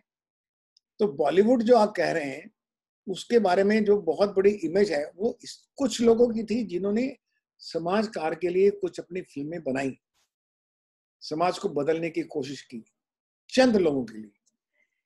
लेकिन हमारी मार्केट इतने कि वो लोग 10% ही थे, 90% लोग तो अपने सिर्फ ड्रीम लेके, उन लोगों ने हमारी इंडस्ट्री को बहुत बदनाम किया। कि बदनाम का मतलब कि लोगों का ऐसा परसेप्शन हुआ कि ये अच्छी इंडस्ट्री नहीं है, पर ये परसेप्शन तो था 1960-40s में था। आज के टाइम पे मेरे पास एक विस्लिंगवुड है इंस्टीट्यूट, जहाँ मैंने 1200 स्टूडेंट पढ़ते हैं। मेरा एक इंस्टीट्यूट है, उसका नाम है विस्लिंगवुड फिल्म इंस्टीट्यूट, एंड ये वर्ल्ड का टॉप 10 फिल्म स्कूल मैंने खोला है। और जिसमें से 2500 जो हैं हमारे स्टूडेंट्स जो हैं वो मीडिया इंडस्ट्री में टॉप पोजीशन पे हैं, 1200 स्टूडेंट अभी पढ़ते हैं। हर बड़ी बड़ी फैमिली के बच्चे हमारे पास आते हैं, बहुत सभ्य सेक्रेटरीज लेवल पे, लिटरेचर लेवल पे, यूनिवर्सिटीज लेवल के ऊपर बच्चे हमारे यहाँ पढ़ रहे हैं, because everything has gone professional now. It is one of the most respected profession. Gone are the days when Bollywood call की साला ये तो सिर्फ नचनियों का देश है। अभी नचनियों का देश नहीं, it is a representation of your own country to the foreign countries, because through films we tell our India, we create an image of India, musical India, to the rest of the world, and that is why they have given you the name of Bollywood. आप अपने culture का प्रदर्शन करते हैं, आप अपनी रामायण बताते हैं, उसमें रामायण जैसे कैरेक्टर्स बताते हैं, महाभारत बताते हैं, तो आपके जितनी संस्कृति है उसका प्रदर्शन करने के लिए आपके पास माध्यम क्या है? सिनेमा। तो सिनेमा ने बहुत कुछ दिया है हमारे भारत को। जो समझने वाले वो ये समझें। अब सिनेमा में काम करने वाले आपस में लड़ते हैं, झगड़ते हैं, कोई किसी को मारता है। कौन सी इंडस्ट्री में जिसमें ऐसा नहीं है? आप मुझे बताइए। ये सिर्फ है कि सिनेमा की इंडस्ट्री में कोई छींके भी तो भी कोमल नाटा न्यूज दे लेते हैं। इसका कुत्ता न्यूज बन जाती है। ग्लैमर इंडस्ट्री है इसलिए न्यूज बन जाती है। तो बच्चे लोग भी खुश होते हैं। अच्छा, उसके कतरीना के कुत्ते ने करीना के कुत्ते को काट लिया, अब इन दोनों में क्या झगड़ा होता है? आपने कभी सुना किसी भी समाज के वर्ग में ऐसा होता है? नहीं होता है। होता है तो उसी मोहल्ले में रह जाती है बात, उसी क्षेत्र में रह जाती है। अब सुशांत जी बेचारे एक भले आदमी थे, उनको कब जिंदगी में दुख लगा होगा, घुटन हुई होगी, उनको लगा होगा कि जीवन शायद इस काबिल नहीं है। जो उनकी गलती है कि वो जीवन से बहुत कुछ लड़ सकते थे, बहुत बड़े स्टार बन सकते थे। जमाने ने मेरे को साथ नहीं दिया। ये शिकायत तो मुझे बचपन से थी। आप सबको है कि जमाने ने हमको साथ नहीं दिया। जमाना तो है ही रहेगा। तो you have to fight against all the odds and crisis. Why lose the run? Why run away from the battle? That is not a good message. Industry हमने जितनी स्ट्रगल की है, कोमल जी को मालूम है, हर बंदे ने स्ट्रगल किया। हर राज कपूर साहब ने भी थिएटर के पीछे का पर्दा हटाने का काम किया है। बड़े बड़े इंस्टीट्यूशन जो बने हैं, उन्होंने भी पहले कपड़े वाले जो टेक्सटाइल वाले हैं आपके, उन्होंने भी पहले गठड़ी सिर पे रख के कपड़े बेचे हैं। धीरूभाई ने भी पहले तेल क्या शुरू किया, आप सबको पता ही है, अंबानी जी बने। लेकिन बहुत सी ह्यूमिलेशन आती है जीवन में, अपोजिशन आती है, रिजेक्शन आता है। वो हमारे लिए एक प्रेरणात्मक स्टोरी नहीं है, ये बात बिल्कुल सही है। लेकिन प्रेरणात्मक चीज सिनेमा के इंडस्ट्री में बहुत है। हमारे कथाकार हैं, हमारी पोइट्रीज हैं, हमारा कल्चर है, हमारे लोगों का दर्पण है हमारे सिनेमा। हम दुनिया को यूनाइट किए हैं। हमारे जितने भारतीय बाहर जितने प्रदेश में हैं, वो सब आज भारत को क्यों मानते हैं? सिनेमा के थ्रू मानते हैं। और मैं कोमल साहब से कहूंगा, रिक्वेस्ट करूंगा कि प्लीज आप भारतीय सिनेमा को बॉलीवुड का नाम मत दीजिए। ये ऐसा लगता है कि हम हॉलीवुड के नकलची लोग। बॉलीवुड कहना ही हमारे लिए, उन्होंने हमारा तिरस्कार किया, हमने उसका सत्कार किया। मेरी बार-बार रिक्वेस्ट होती है मीडिया से, आप अपने हिंदी फिल्म इंडस्ट्री है, गुजराती फिल्म इंडस्ट्री है, मराठी फिल्म इंडस्ट्री है, मराठी सिनेमा, हिंदी सिनेमा, भारतीय सिनेमा, ये हम कहने में क्यों बरताते हैं? अगर हम इतने मूड हैं कि हमने दूसरे की गाली को अपना लिया है just because we want to be international, हम अपने काम से इंटरनेशनल हो जाएंगे यार, नाम से क्यों हम? ये मेरा कहने का मतलब है। तो अब सब भारतीय सिनेमा जो है, फिल्म इंडस्ट्री बहुत खूबसूरत जगह है जिसमें लोग एक दूसरे से बहुत प्रेम करते हैं, because is a place of creative people. इसमें सब कलाकार हैं, क्रिएटिव हैं, परफॉर्मर्स हैं। अब क्रिएटिव में आपस में जेलसी हो सकती है, आपस में ग्रुपिज्म हो सकता है, आपस में सबके होते हैं। राजा का बेटा राजा हमेशा रहा है, दशरथ का बेटा राम राजा रहा ना बोला के। पॉलिटिशियन का बेटा पॉलिटिशियन, डॉक्टर का बेटा डॉक्टर, आर्मी का बेटा आर्मी, सब जगह होता ही है, क्योंकि वो बचपन से उस एटमॉस्फेयर और उस प्रोफेशनल स्किल में बड़ा होता है, तो उसको प्रेफरेंस मिल जाती है थोड़ी सी। लेकिन हमारी सिनेमा इंडस्ट्री में कंपटीशन जो है, उसका जजमेंट जो है, वो फिल्म इंडस्ट्री के हाथ में नहीं है, वो किसी प्रोड्यूसर डायरेक्टर के हाथ में नहीं है। वो हाथ, हमारा सक्सेस ऑडियंस के हाथ में है, उन स्ट्रेंजर्स के हाथ में जो हॉल में बैठे होंगे, अरे ये एक्टर अच्छा है, ये डायरेक्टर अच्छा है। नहीं तो शाहरुख खान इतने बड़े स्टार नहीं बनते, अक्षय कुमार इतने बड़े स्टार नहीं बनते, सुभाष घई इधर आके एक ordinary man from Delhi coming boy Subhash Ghai नहीं होता। ये कंपटीशन जो है ये पब्लिक के सामने है, आप परफॉर्म कीजिए, ले जाइए, भले आप बड़े बाप के बेटे हैं, छोटे बाप के बेटे हैं, कोई फर्क नहीं पड़ता। तो ये जो सत्य है वो जानने की कोशिश करनी चाहिए, ना कि इसको उलझा के, जैसे राजनीति में हर चीज को उलझा के, मतलब बाद में पता नहीं लगता मुंह चाहिए सिर के बाल है, समझ नहीं आता। Subhash ji, beautiful answer. अब सुभाष जी हम पब्लिक के लिए ये फोरम ओपन करते हैं, करेक्ट अशोक जी? आप इसीलिए आए हैं ना? कोमल जी, कुछ क्वेश्चंस जो आए हैं चैट पे पहले वो ले लेते हैं, फिर we will ask public also to question. जी और फिर आप बीच में अगर कोई हो तो आप भी बीच में ले सकते हैं। जी जी जी जी। एक क्वेश्चन यह है सर कि आप इतने experience director, producer, screen writer हैं सुभाष जी, तो आप कुछ बड़े स्टार्स के साथ काम करने के अपने एक्सपीरियंस कुछ शेयर कर सकते हैं?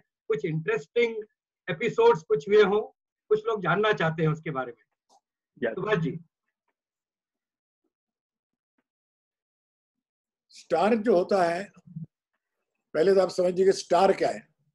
स्टार वो सितारा है जो दूर से चमकता है, पास में जाओगे तो बम का गोला है।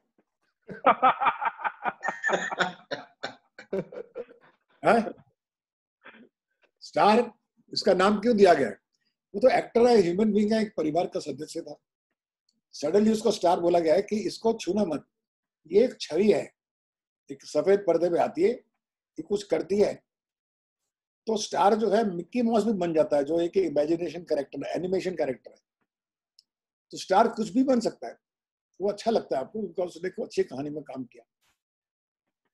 तो मैं एज ए राइटर डायरेक्टर कभी भी स्टार को स्टार नहीं समझा, मैंने हमेशा उनको एक्टर समझा जो मेरी कहानी बताने में पर्दे पर सामने आएंगे।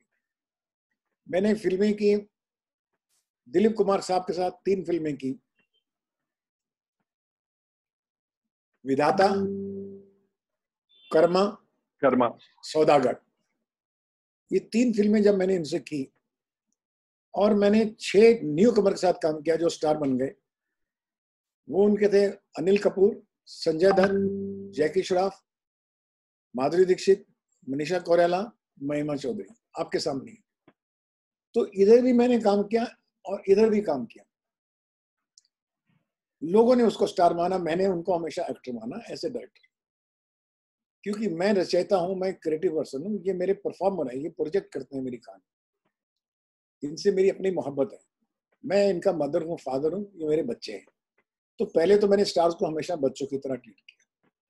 लेकिन सबसे बड़ा प्रपोजल जो है वो था हमारा सौदागर, एक फिल्म थी जिसमें दिलीप कुमार और राजकुमार, क्योंकि अभी आप देख सकते हो कि आपने उसकी फिल्में जरूर देखी होंगी और सौदागर भी देखी होगी मोस्टली आप अपनी जवानी में या अपने बचपन में।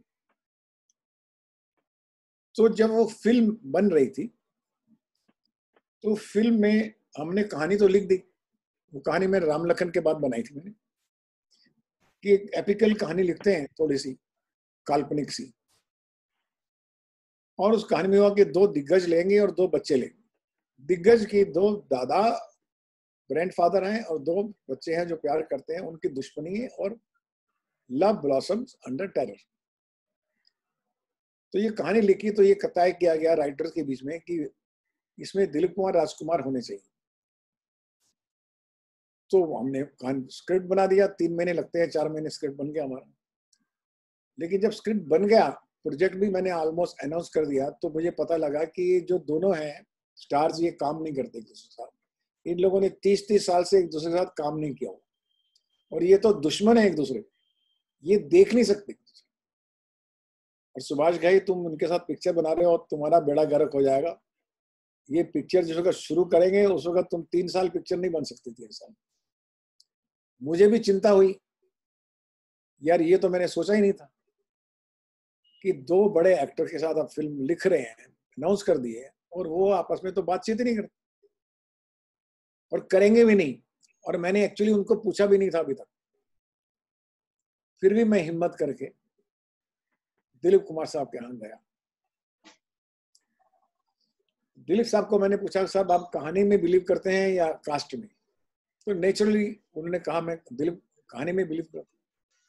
दिलीप साहब के साथ मैं 2 पिक्चरें हिट बना चुका था, कर्मा और विधाता। तो मेरा प्रेम संबंध भाइयों की तरह था उनके साथ, तो उनको मेरे पे विश्वास भी था। तो मैंने जब उनको सौदागर की कहानी सुनाई तो उनको कहानी अच्छी लगी, तो अच्छी कहानी बनाओ, ठीक, अप्रूवल दिया।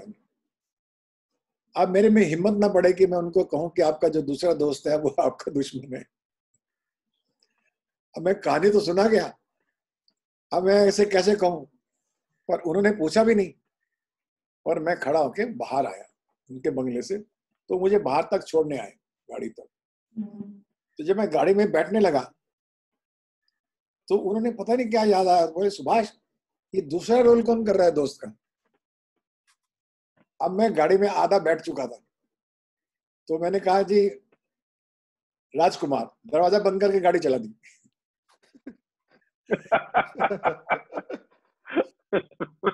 उनके रिएक्शन का वेट ही नहीं किया मैंने।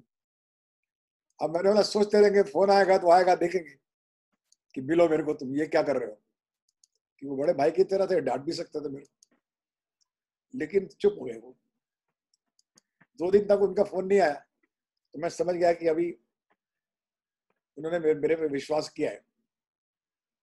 तीसरे दिन मुझे मिलना था राजकुमार। अब आप देखिए how difficult for a director to cast stars. Star के सामने आप उनको बहुत पैम्परिंग करनी पड़ती है, that you are the greatest. बहुत बड़े बड़े झूठ बोलने पड़ते हैं, बहुत ईगो को दबाना पड़ता है। और लेकिन यह है कि ह्यूमिलेशन ना हो, अपनी भी इज्जत रहे। उनको भी मालूम है कि झूठ बोल रहा है, उनको भी झूठ अच्छा लग रहा है, हम भी उनको झूठ बोल रहे हैं। तो एक प्रथा है स्तुति करने की। तो राजकुमार साहब को मैंने फोन किया कि सर अब मैं आपको मिलना चाहता हूँ, जानिए आ जाओ, मैं उस घर में हूँ, शाम को बैठेंगे, बातें करेंगे। मैंने बोला जी कुछ बात करनी है आपसे। तो मैं पॉपुलर डायरेक्टर तो था ही, उन्होंने बुलाया तो मैंने देखा कि उन्होंने काफी 3-4 विस्की सब टेबल पे लगा के, बड़े एक सत्कार की तरह, कि हमारे फिल्म इंडस्ट्री में जरा सत्कार ऐसा ही होता है। ये नहीं कि मैं ढोकला खाएंगे आज, वो खाएंगे, ऐसा खाएंगे, ऐसा नहीं। तो सत्कार का मतलब कि अच्छे तरह से सत्कार, म्यूजिक होना चाहिए, ड्रिंक्स वगैरह होने चाहिए, खाना अच्छा होना चाहिए, सब था। मैं बैठा, मेरे वाला साहब मेरे पास एक कहानी है, मैं चाहता हूं कि आप सुने, और अगर आपको पसंद हो तो हम पिक्चर साथ करें। तो बोले जानी हम तो आपके फैन हैं, अब जरूर हम करेंगे, हमें को कहानी अच्छी लगेगी तो हम जरूर करेंगे, पर नहीं अच्छी लगेगी तो हम आपको बता देंगे। तो बड़ा एक शहजादा टाइप आदमी था राजकुमार, मतलब ऐसा लगता था री इनकारनेशन ऑफ 1500 सदी का, 15वीं सदी का एक राजकुमार होता है ना, उस तरह से उनका राजकुमार नाम। अदा भी उनकी ऐसी थी, बातचीत भी ऐसे करते थे, सोशल डिस्टेंसिंग भी इतनी स्ट्रांग थी उनकी, टॉकिंग डिस्टेंसिंग भी बड़ी स्ट्रांग थी, और बात भी बहुत डायलॉग की तरह करते थे, है ना, तहसीब सब चीजें। तो मैंने बड़े अदब से उनको कहानी सुनाई, ये कहानी है। तो कहानी सुनते रहे, कहानी सुनने के बाद कहने लगे कहानी तो अच्छी, और फिर तुम बनाओगे तो बहुत अच्छा बनेगा। ड्रिंक बनाई उन्होंने ड्रिंक लिया, मुझे भी ऑफर किया, मैंने भी थोड़ी एक ड्रिंक ली। अब मेरे को समझ रहा है कि मैं इनको कैसे बताऊं कि दूसरा रोल, तो मेन प्रश्न मेरे सामने था कि अब ये कैसे मानेंगे। अब वो प्रश्न के सामने पीते पीते थोड़ी देर बाद मुझे उन्होंने भी पूछना शुरू किया। मैं कहानी के बारे में सोच रहा था, मेरा रोल बहुत अच्छा है, पर ये दूसरा रोल कौन कर रहा है? उन्होंने कहा। अब मैंने अपना गिलास उठाया, गल्प किया, पहुंच लिया। जी दूसरा रोल तो मुझे लगता है राज जी आपके साथ एक बहुत अच्छा एक्टर होना चाहिए, पर कौन करेगा मेरे सामने? जी दिलीप कुमार। जैसे मैं किया तो उनका गिलास वहीं का वहीं रह गया। बड़े अभिमानी स्वाभिमानी आदमी थे।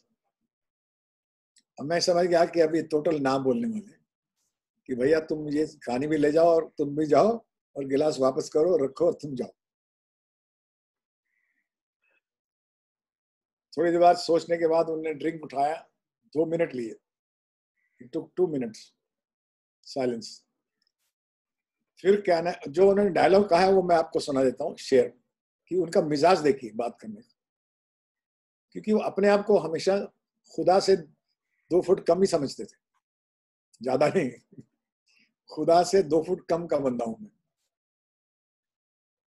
तो कहने लगे सुभाष कहानी अच्छी है तुम्हारी, ये बननी चाहिए, लेकिन दिलीप कुमार ये बिल्कुल करेक्ट कास्टिंग है। मैंने बोला बोलेंगे तो उसके साथ करो, मेरे साथ मत करो, करेक्ट कास्टिंग है। मनोज जी फिर, क्योंकि मैं समझता हूं हिंदुस्तान में अगर मेरे बाद कोई एक्टर है तो वो दिलीप कुमार ही है। मेरे बाद।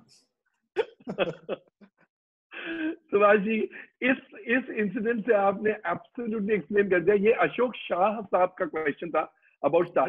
एक क्वेश्चन है प्रेमल पारेख ने पूछा है, उनका ये कहना है कि IT industry, pharma industry, cricket और बॉलीवुड, ये 4 क्षेत्र है जहां पर इंडिया टॉप 3 या टॉप 5 में आती है कंट्रीज, किसी भी एंगल से आप देख लो, IT, pharma, cricket and Bollywood. उनका ये कहना है कि आईटी में India is a force to reckon with, pharma में भी इंडिया की बहुत बहुत महत्व है, बहुत इंपॉर्टेंस है, सिग्निफिकेंस है। सेम क्रिकेट में हमारे क्रिकेट स्टार्स चमकते हैं। फिर हमारी फिल्मों को वो इंटरनेशनल स्तर या स्टैंडर्ड या इंटरनेशनल एक्सेप्टेंस क्यों नहीं मिलता है, जब 3 बाकी क्षेत्रों में मिल रहा है, बॉलीवुड नहीं, हिंदी फिल्म इंडस्ट्री को वो रिस्पेक्ट, वो लव, वो रिकग्निशन क्यों नहीं मिल रहा है एट द इंटरनेशनल लेवल?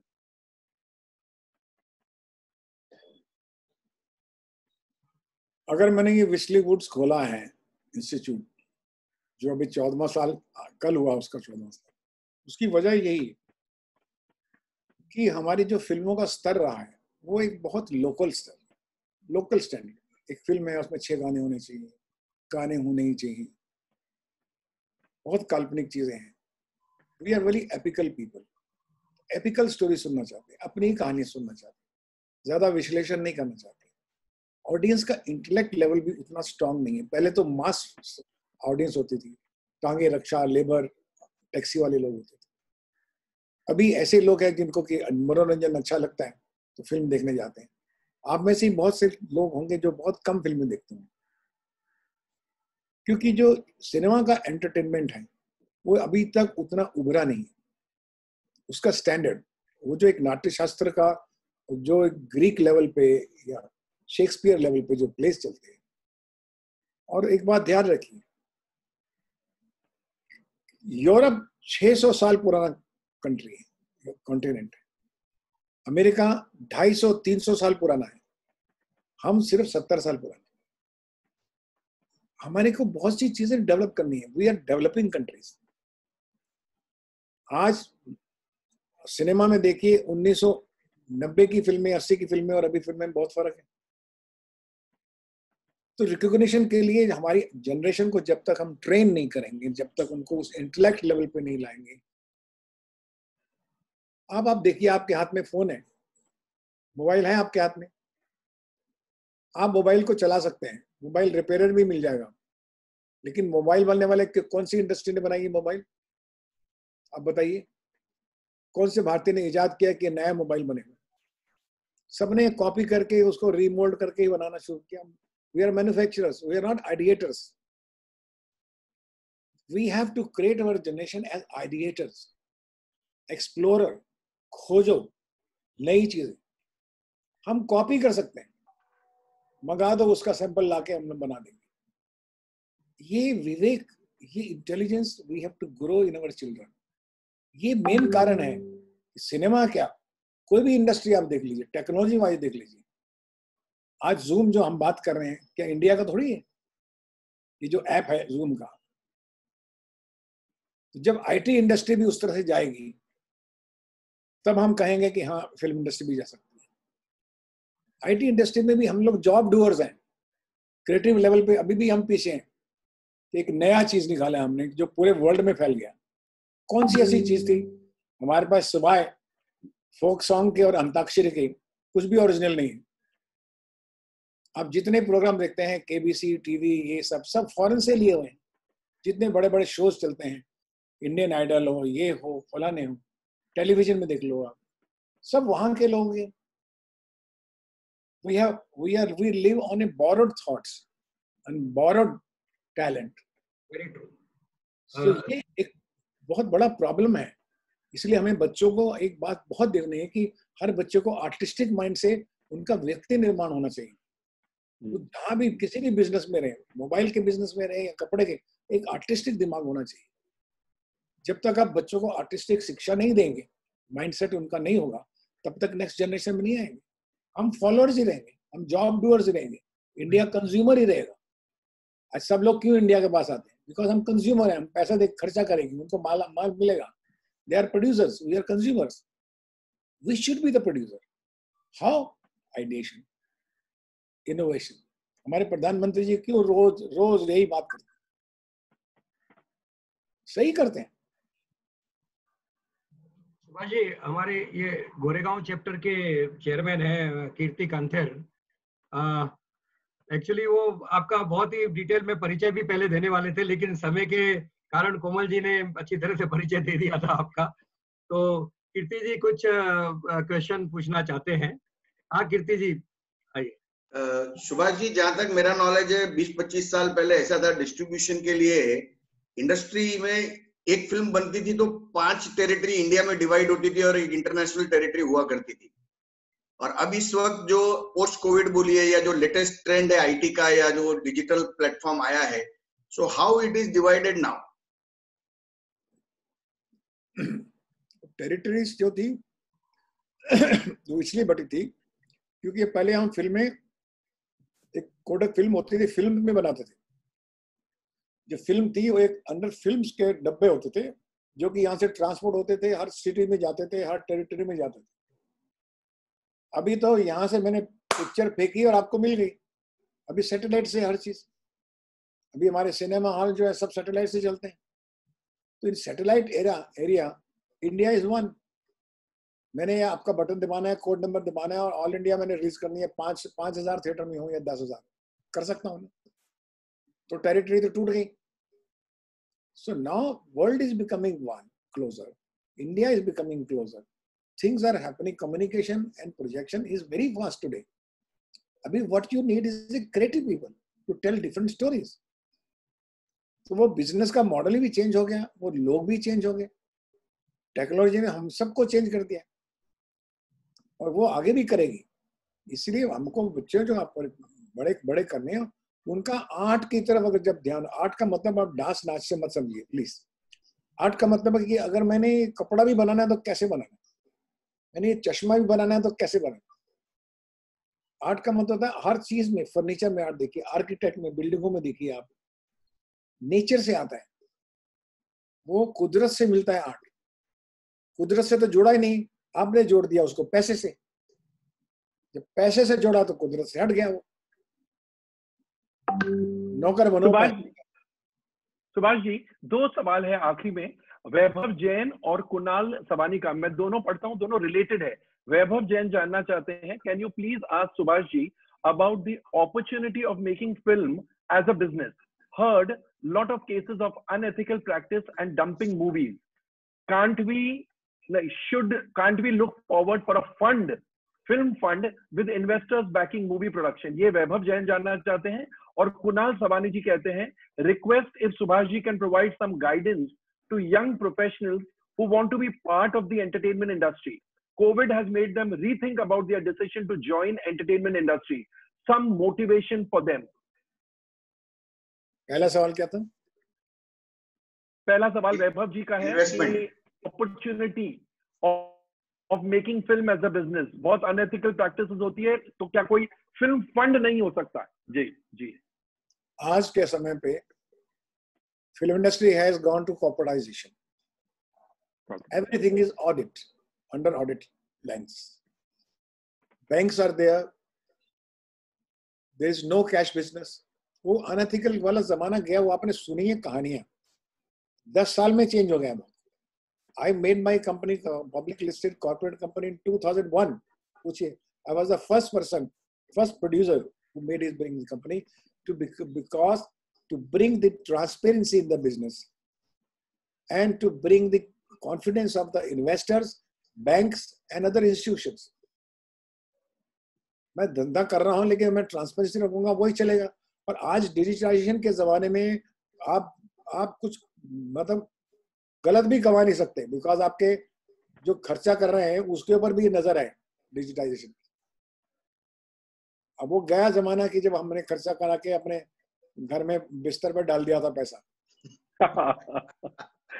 नहीं तो वैभव जी, कार्ड करेंसी है, everything is very transparent. So it is easier to fund today. Find out a good project, contact some nice people, contact some companies. We want to fund it, and it is a safe.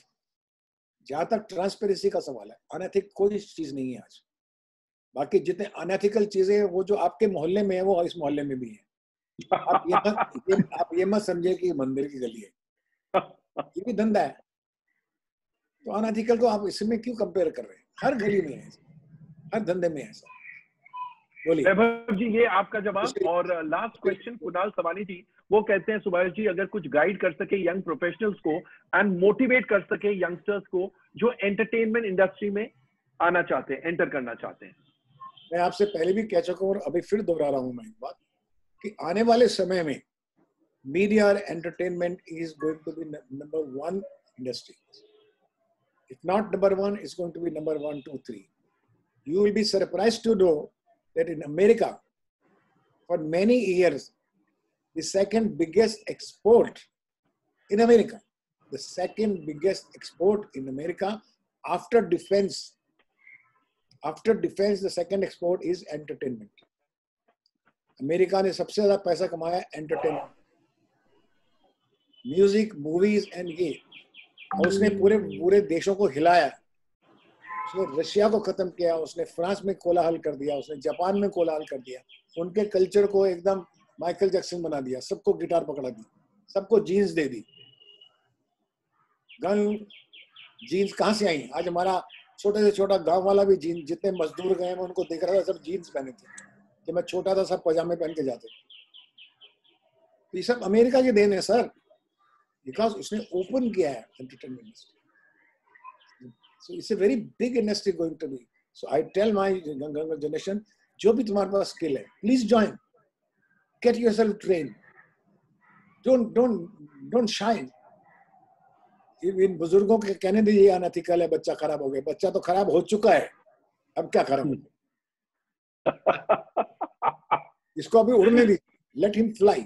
Let him make himself. इस बच्चे को बनने दीजिए. And if he wants to join the industry, entertainment is most welcome. कल आप भी घमंड करेंगे. समय के हिसाब से अगर एक 10 मिनट और इसको बढ़ा दें तो कोई आपको कोई दिक्कत, थोड़े से क्वेश्चन और ले लेते हैं सुभाष जी. अगर आपको कोई तो बैठे, अभी तो जब संत बैठ गए तो बैठ गए. तो हमारे रवि जैन, तो थोड़ा सा एक बढ़ा देते हैं 10-15 मिनट, थोड़ा सबके क्वेश्चंस का बराबर आंसर मिल जाए, सेटिस्फेक्शन हो जाए. Ravi ask your question. Yes. हाँ रवि.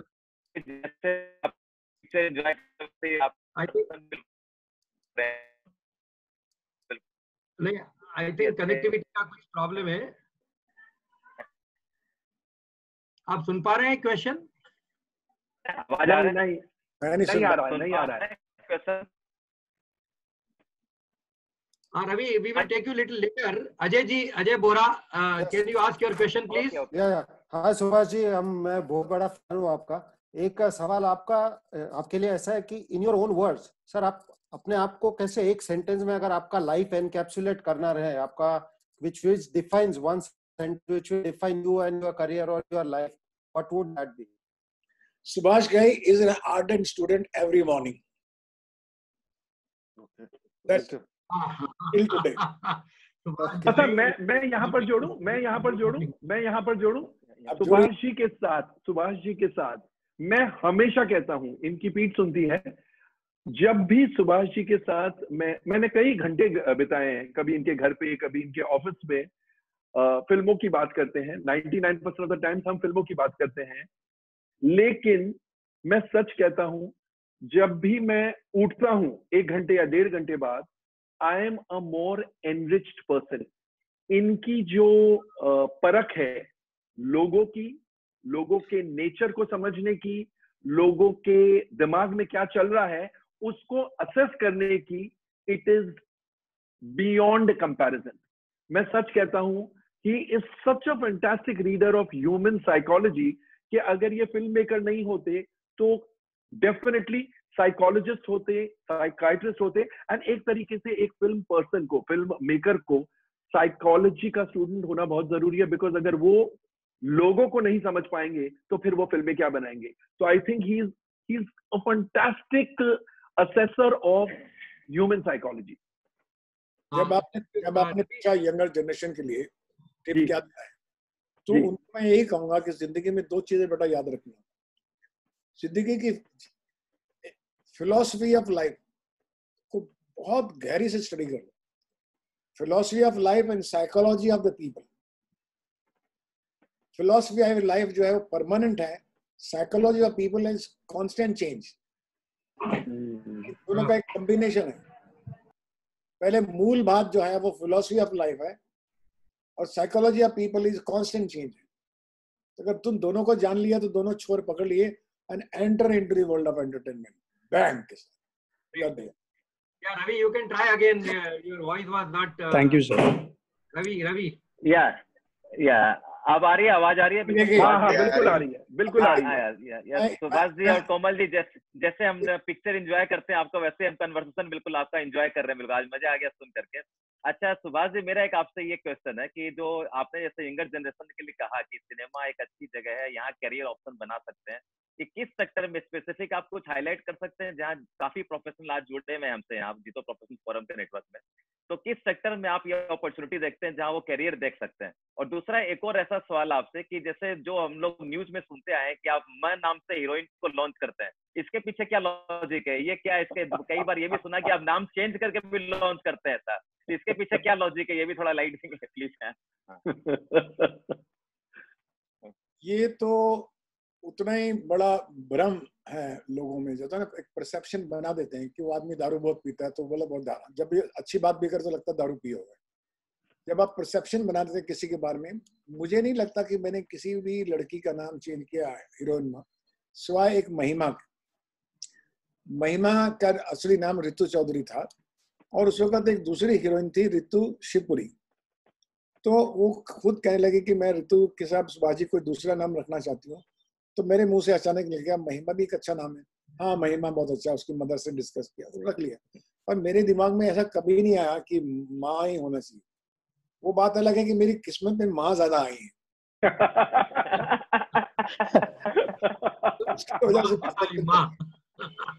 मुक्ता आर्ट्स मेरी कंपनी का नाम, मेघना मेरी बेटी का नाम, मुस्कान मेरी बेटी का नाम, महिमा मेरा, मीनाक्षी शेषाद्री मैंने इंट्रोड्यूस की, फिर माधुरी इंट्रोड्यूस की, फिर मनीषा की।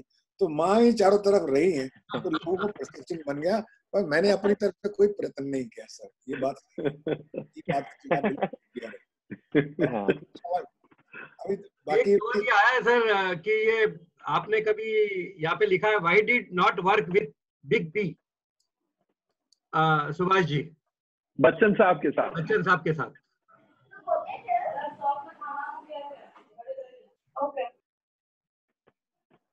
आप में से कितने लोगों ने एफएल टावर देखा है पेरिस का? कुछ ने देखा है, कुछ ने नहीं देखा। यही है ना कोमल जी? यस। सबने तो नहीं देखा, तो सबके किस्मत में अमिताभ बच्चन तो नहीं हो सकते।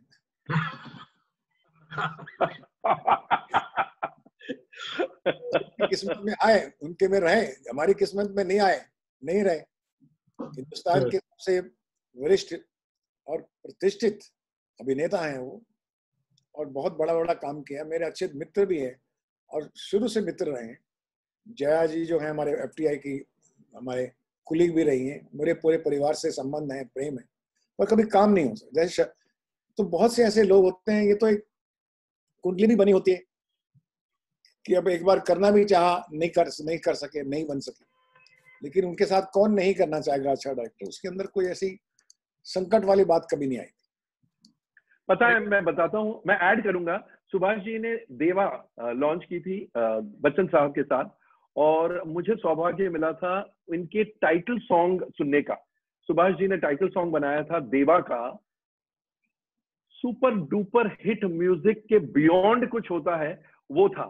इनकी पार्टी मैंने अटेंड की थी, वहां पर बड़े बड़े स्पीकर्स लगे थे और सुभाष जी ने ये गाना चलाया था, मतलब पागल कर देता वो, वैसा गाना था। लेकिन इट्स बैड लक कि वो फिल्म नहीं बनी, इसलिए ये सुभाष जी मतलब सुभाष जी बच्चन साहब के साथ काम नहीं कर सके, एंड वो इतना फैंटास्टिक आउटस्टैंडिंग सॉन्ग वो रह गया।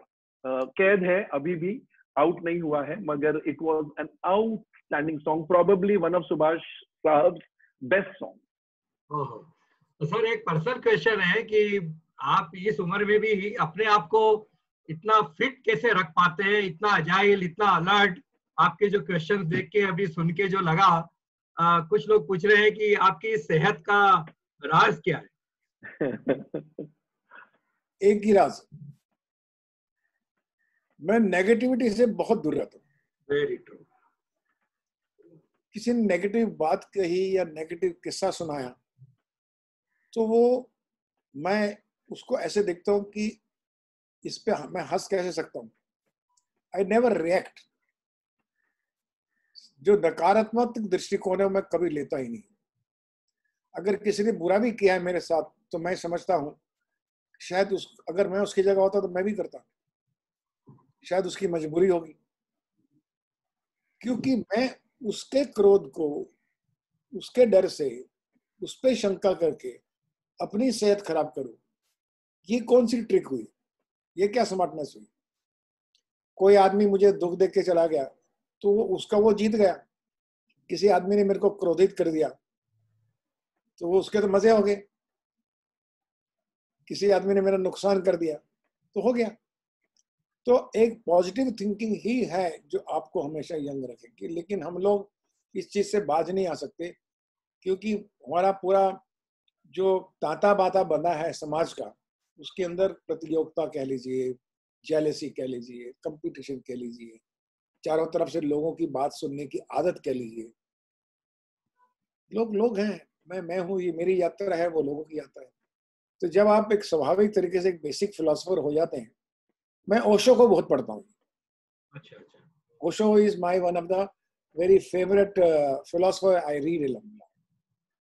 और उन्होंने मेडिटेशन, शांति की तरफ, बुद्धा की तरफ है उनका ज्यादा, लेकिन वो जिस तरह से लॉजिक देते हैं हर चीज का, उस लॉजिक की बात अगर आपने समझ ली कि जीवन में दुखी नहीं होना, चाहे दुख आए तो भी दुखी नहीं, उस दुख को भी आप एंजॉय कैसे कर सकते हो, ये अगर आपको आ गया तो आप कभी भी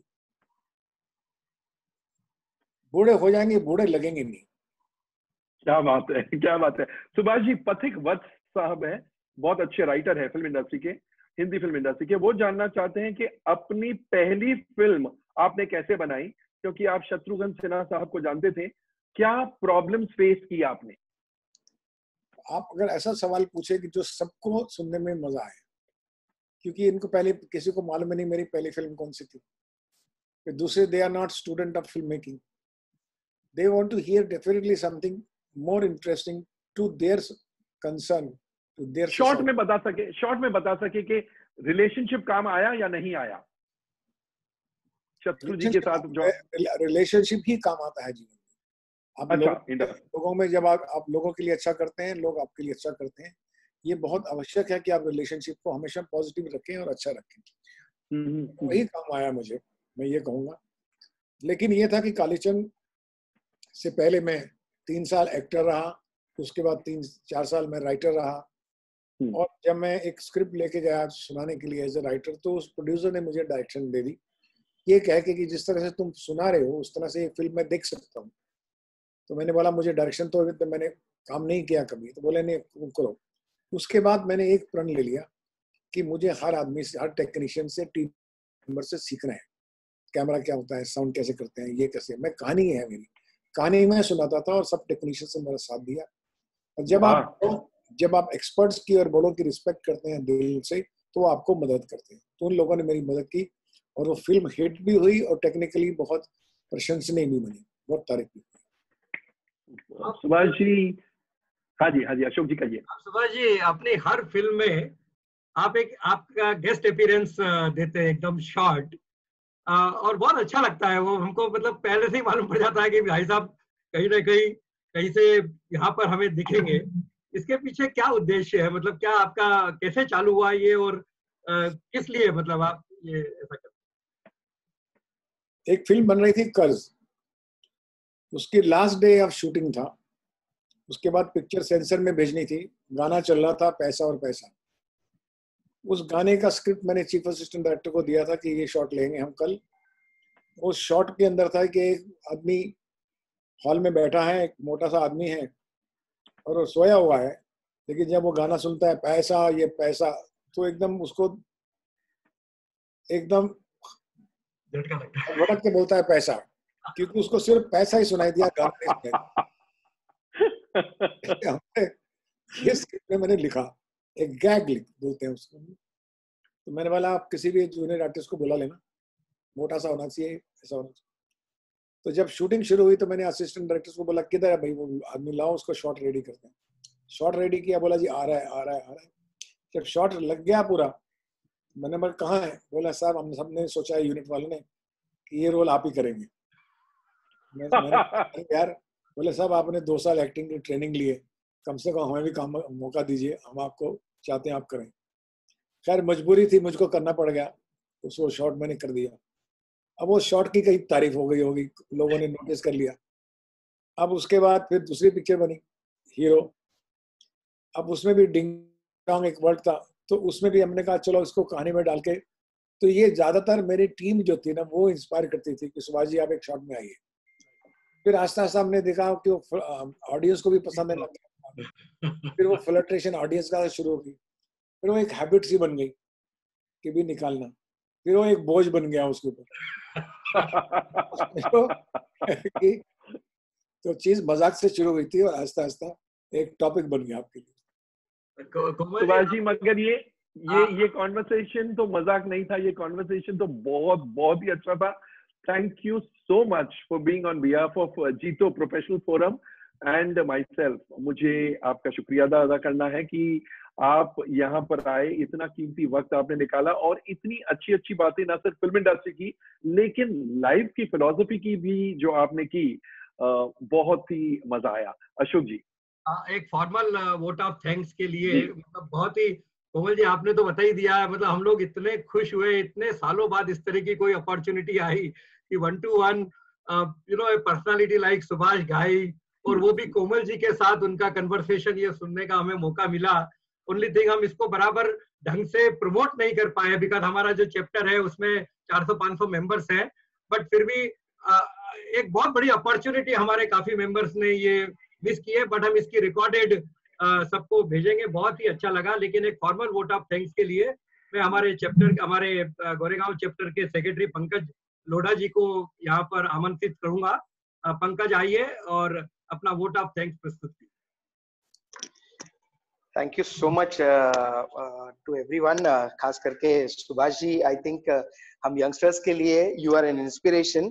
हम लोगों ने काफी ऐसे सेशंस किए हैं, लेकिन आज आपके बारे में जान के और आपके आज व्यूज जानकर हम लोगों को और लाइफ में ऐसा एक मौका मिला है कि हम लोग एक और डायरेक्शन में अपना करियर के बारे में सोच सकते हैं, विच इज फिल्म इंडस्ट्री।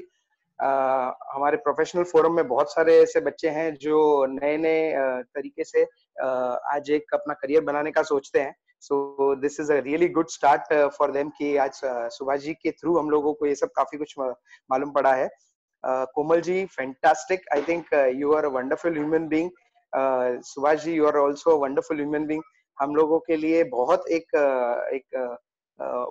अच्छा अवसर आज मिला कि हम लोग आपको सुन पाए हैं, तो thank you so much. I would also like to thank Ashok ji Ajmera, Ajay ji Bohra, Ravi ji, thank you so much. Jito professional forum, Jito Goregaon chapter के कीर्ति जी कांथेर चेयरमैन जी, प्रदीप जी राठौड़, जो आज हमारे साथ में पूरा इंट्रोडक्शन उन्होंने दिया था. JB Jain साहब, Dr. Bipin Doshi, Kishore ji Kabia, and many dignitaries were there.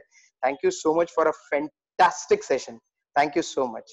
Thank you everyone. Thank you, especially Komal ji, आपके कारण ही ये शो हो पाया. आप ही सुभाष घाई साहब से लगातार. Subhash ji, I think all thanks to Subhash ji. 1 minute लगाया उन्होंने, 1 मिनट भी नहीं लगाया. Yes. बहुत बहुत धन्यवाद. Thank you so much. Thank you. Thank you so much. Thank you. Thank you. Thank you everyone. Thank you. Subhash ji, thank you. So thanks everyone. Thank you. Thank you, Komal ji. Thank you. And we all need to say, we all need to now, let us not call it Bollywood, let's call it Bharatiya cinema. Bharatiya cinema. Hindi cinema. Hindi cinema. Yes. Yes. Bharatiya cinema, sir. Bharatiya cinema में बहुत सी language हो सकती है, but what he said is very correct that we may not adopt Bollywood as something. का introduction बहुत बढ़िया बनाया था, मैंने पढ़ा था उसे. लेकिन वो क्या है कि कोमल जी नाटा तो उनके बारे में कोई का थोड़ा आज हमारा वो नहीं आए तो मुझे करना पड़ा. नहीं, हमारा बोलना जरूरी नहीं था, लेकिन बहुत अच्छा इंटरेक्शन था. It was very interesting, actually very interesting. You made it very interesting. Question answer was superb and 2 घंटे कहाँ चले गए पता नहीं चला. 1.5 घंटा. Very nice. Thank you so much Komal ji. Thanks everybody. Komal ji.